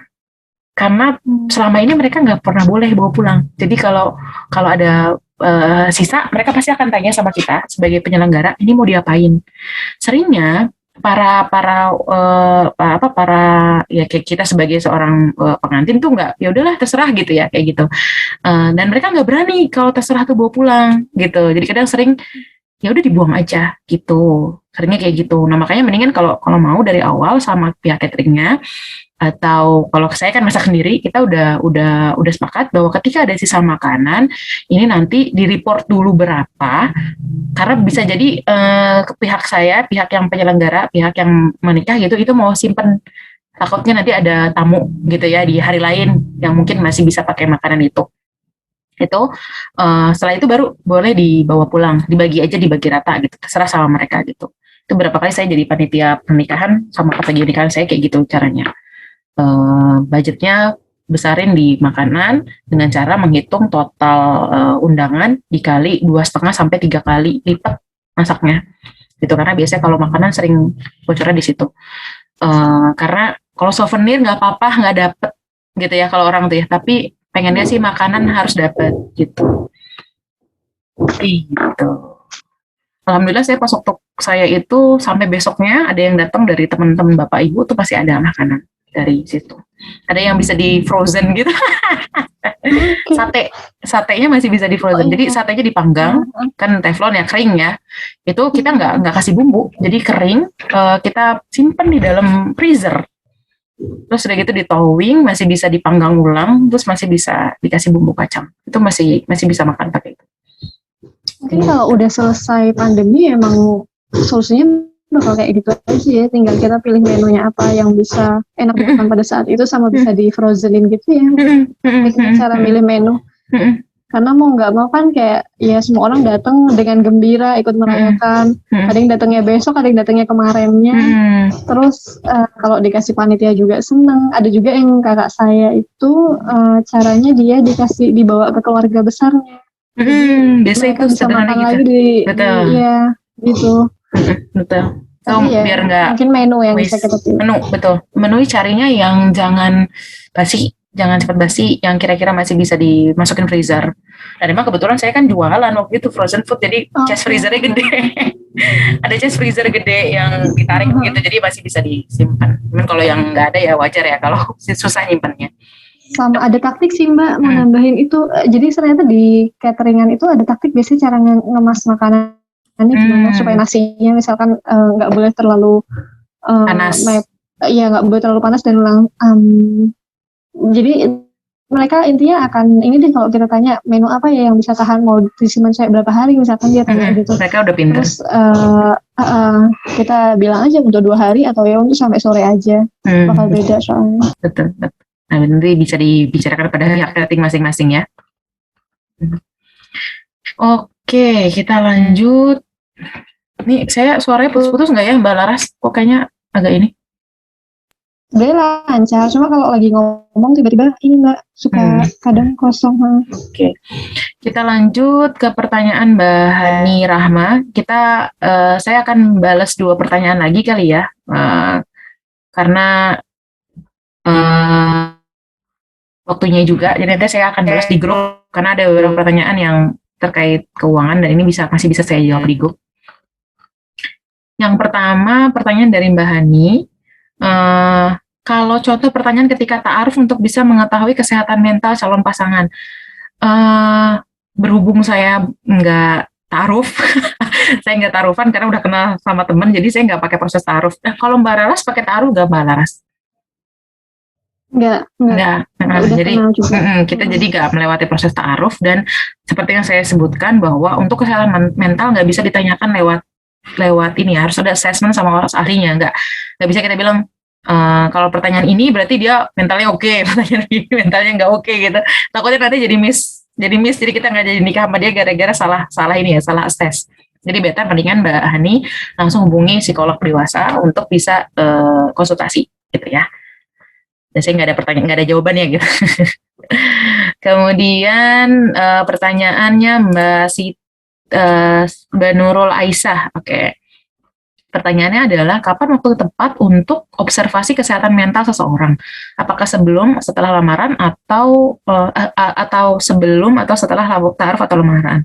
Untuk kesehatan mental seseorang, mungkin kalau saya pribadi ya, kalau teman sendiri sih mungkin ya udah kayak tadi Mbak Lara sama saya, mungkin kita nggak begitu concern ya karena udah kenal deket gitu, teman kampus gitu ya misalnya. Tapi kalau untuk ta'aruf sendiri mungkin paling enggak kalau saya menyarankan setelah ketemu fisik itu loh. Jadi kan pertama kan dokumen, setelah itu kan ketemu fisik untuk lihat nazar apa yang namanya ya, ketemu fisik lihat oke apa enggak, cari chemistry-nya lah gitu, tanya jawab segala macam. Habis itu kalau merasa kayaknya ada sesuatu yang ada pertanyaan yang saya nggak cocok nih sama dia gitu, yang mungkin kalau pertanyaan kayak menurut kamu KDRT gimana gitu, direct gitu pertanyaan kayak gitu. Terus kalau kamu marah biasanya seperti apa gitu, itu kan pertanyaan yang kalau aku marah biasanya banting pintu misalnya gitu, atau kalau aku marah bisa diem, mungkin itu kan kita udah ada feeling kayaknya dia gini sih gitu. Dan kalau kamu ngerasa ini wajib untuk saya akses lebih lanjut, ya paling nggak habis itu langsung di akses gitu. Jadi habis, jangan sampai nunggu lamaran gitu. Kalau saya pribadi ya, kalau ngerasa di situ kayak kita udah ngerasa nggak cocok, jawabannya dia udah nggak oke, kita langsung akses aja. Dan kalau ternyata dia merasa ini sesuatu yang menyinggung, ya nggak apa-apa. Kalau misalnya dia nggak mau, ngerasa kayak emang gue gila gitu masuk ke psikolog gitu atau psikiater, padahal kan beda ya psikolog sama psikiater. Ya udah nggak usah dilanjutin. Kalau saya sih merasanya ya mungkin emang dia nggak mau, ada sesuatu yang nggak mau dia buka gitu kan. Kalau itu menjadi sesuatu yang sangat penting buat kita ya gitu. Terus cara mengetahui seseorang berpotensi untuk penyimpangan seksual, nggak tahu, saya juga nggak tahu ini, yang bisa jawab psikolog kalau ini, karena yang ada yang orang kayak baik-baik aja. Suami saya pernah cerita, soalnya ada guru ngaji pernah cerita bahwa temannya itu soleh aja gitu, tapi sampai saat ini dia merasa dirinya sendiri ada penyimpangan gitu ya. Udah punya istri, udah punya anak, tapi merasa ada penyimpangan. Jadi yang membuat dia tetap bertahan sama istri dan anaknya adalah ya dia takut sama Allah, takut gitu diazab gitu ya dengan perilakunya dia, tapi dia ada rasa seperti itu gitu di dalam hati gitu. Nah itu kan dark secret of everyone gitu ya, kayaknya itu nggak bisa dibuka ya kalau kita nggak tahu ininya cara asesnya. Balik lagi itu harus sama psikolog. Terus Miss Sophie, oke. Bagaimana cara mengatur keuangan pernikahan ketika acara pernikahan yang harus mengikuti kebiasaan orang tua yang tidak bisa dilaksanakan, misalnya hanya sehari, bisa 3-4 hari, tetapi H-3, H-4 sudah menyiapkan makanan untuk orang-orang yang bertamu. Ini sebenarnya konsepnya sama persis sama saya di rumah. Jadi Mbak Laras, aku tuh udah dari H-3 itu udah ada acara, bukan acara ya, maksudnya masak kecil gitu ya. Ada tamu yang mau datang, terus udah gitu H-1 itu ada pengajian pagi sama ibu-ibu, malamnya pengajian malam sama bapak-bapak gitu. Itu jadi prosesnya panjang banget. Kalau ngatur keuangan kayak gitu, aku fokus sama diriku sendiri. Aku udah bilang sama mamaku untuk masak dan segala macam, mama yang cover. Pakai uang mama ya. Saya udah bilang pakai uang mama semuanya. Aku cuma urus tenda, baju, dekor, foto yang di luar makanan. Jadi aku udah bilang kayak gitu sama, karena ini kan hajatnya mama. Dan kita udah sepakat 80% uang mama sama papa gitu kan, aku udah bilang. Yang 20% aku sama suamiku gitu. Jadi ya udah aku serahkan pada mama, aku nggak ngatur uangnya sama sekali waktu itu. Yang pasti mama tahu budgetnya berapa, tahu harus masak berapa, tahu harus hire orang berapa gitu. Dan aku nggak utak-atik, tapi yang pasti aku cuma perlu tahu mama ngutang apa enggak untuk uang ini. Aku cuma pastiin itu doang. Enggak, mama punya uang gitu kan. Oke, mama punya uang berapa? Mama coba, aku pengen lihat hitung-hitungan mama untuk masak 1.000 orang itu kayak gimana sih gitu ya. Terus dia bikin rencananya gitu, oh kayak gini. Oke, ini bener nih cukup gini. Kira-kira aku bisa bantu apa gitu misalnya. Oh nggak usah, kamu nggak usah bantu apa-apa, pokoknya udah kamu urus yang punya kamu aja gitu. Ya udah kalau kayak gitu ya kita fair. Jadi kita bantu untuk memastikan bahwa uang yang digunakan selama beberapa hari tersebut, dari mulai lamaran, masak buat pengajian, pascanya juga, itu semuanya tercover, tidak dari hutang. Itu yang perlu dipastikan. Karena beberapa teman saya ada yang orang tua yang mau gede-gedean, tapi ternyata itu dari hutang. Jadi itu pastikan itu aja. Dan kalau ternyata itu ada dari hutang, dalam tanda kutip ada dari hutang, ya kita harus ngobrol untuk diturunkan. Mungkin lamarannya nggak usah, atau mungkin pengajiannya bapak-bapak aja, nggak usah ibu-ibu gitu, bapak-bapak aja. Terus mungkin bisa minta bantuan dari kakak-kakak gimana cara ngomongnya. Kan udah berapa kali menyelenggarakan pernikahan kan ya. Gitu. Biasanya sih kalau orang tua mereka akan ya ada budgetnya, insya Allah ada kalau buat nikahin anaknya. Gitu ya Miss Sophie, nanti kalau ada pertanyaan lagi bisa japri aja Miss Sophie mah. Oke, nah ini masih ada 3 pertanyaan lagi, mungkin masih ada beberapa waktu, tapi aku takutnya nanti jadi kelamaan. Jadi nanti ini 3 pertanyaan terakhir, Mbak Husnul tadi udah ya, Mbak Husnul, Mbak Ati Yulia, dan Mbak Desi nanti aku coba jawab di grup gitu, atau nanti aku coba japri gitu ya, supaya nanti tetap ringkas waktunya, saya sudah jam 11 lewat ini.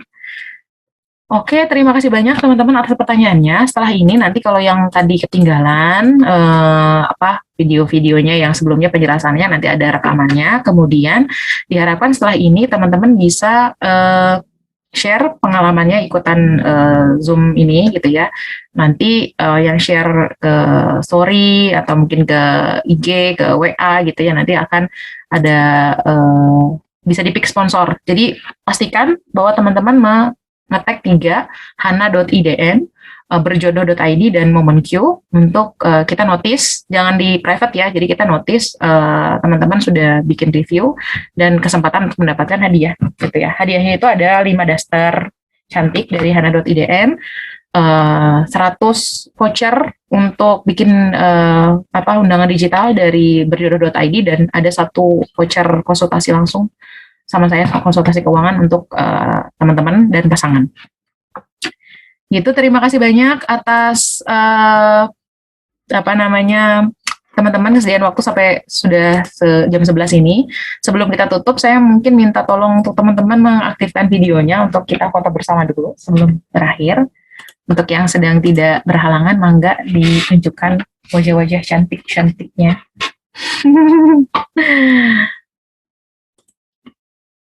Terima kasih banyak loh sudah menyimak sampai jam 11, karena kita tahu betul materinya cukup padat.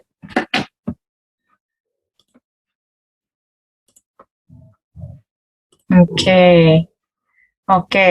Wah, sudah pada cantik-cantik, ada yang masih di kantor juga ya, ada yang sambil di rumah. Oke, saya ambil fotonya ya. Senyum aja karena kita nggak tahu nih mana yang page 1, page 2. Nggak lama kok saya ngambil fotonya. Oke ya. Tahan senyumnya. 1, 2, 3. Oke, 1 lagi. Saya share dulu di grup ya. Oke, page 2. Oke, 1, 2, 3. Oke, sudah dua page kena foto. Terima kasih banyak teman-teman. Mudah-mudahan bermanfaat ya. Nanti ada jurnal keuangan pranikah yang versi gratisnya saya share di grup juga untuk semua teman-teman yang sudah ikut.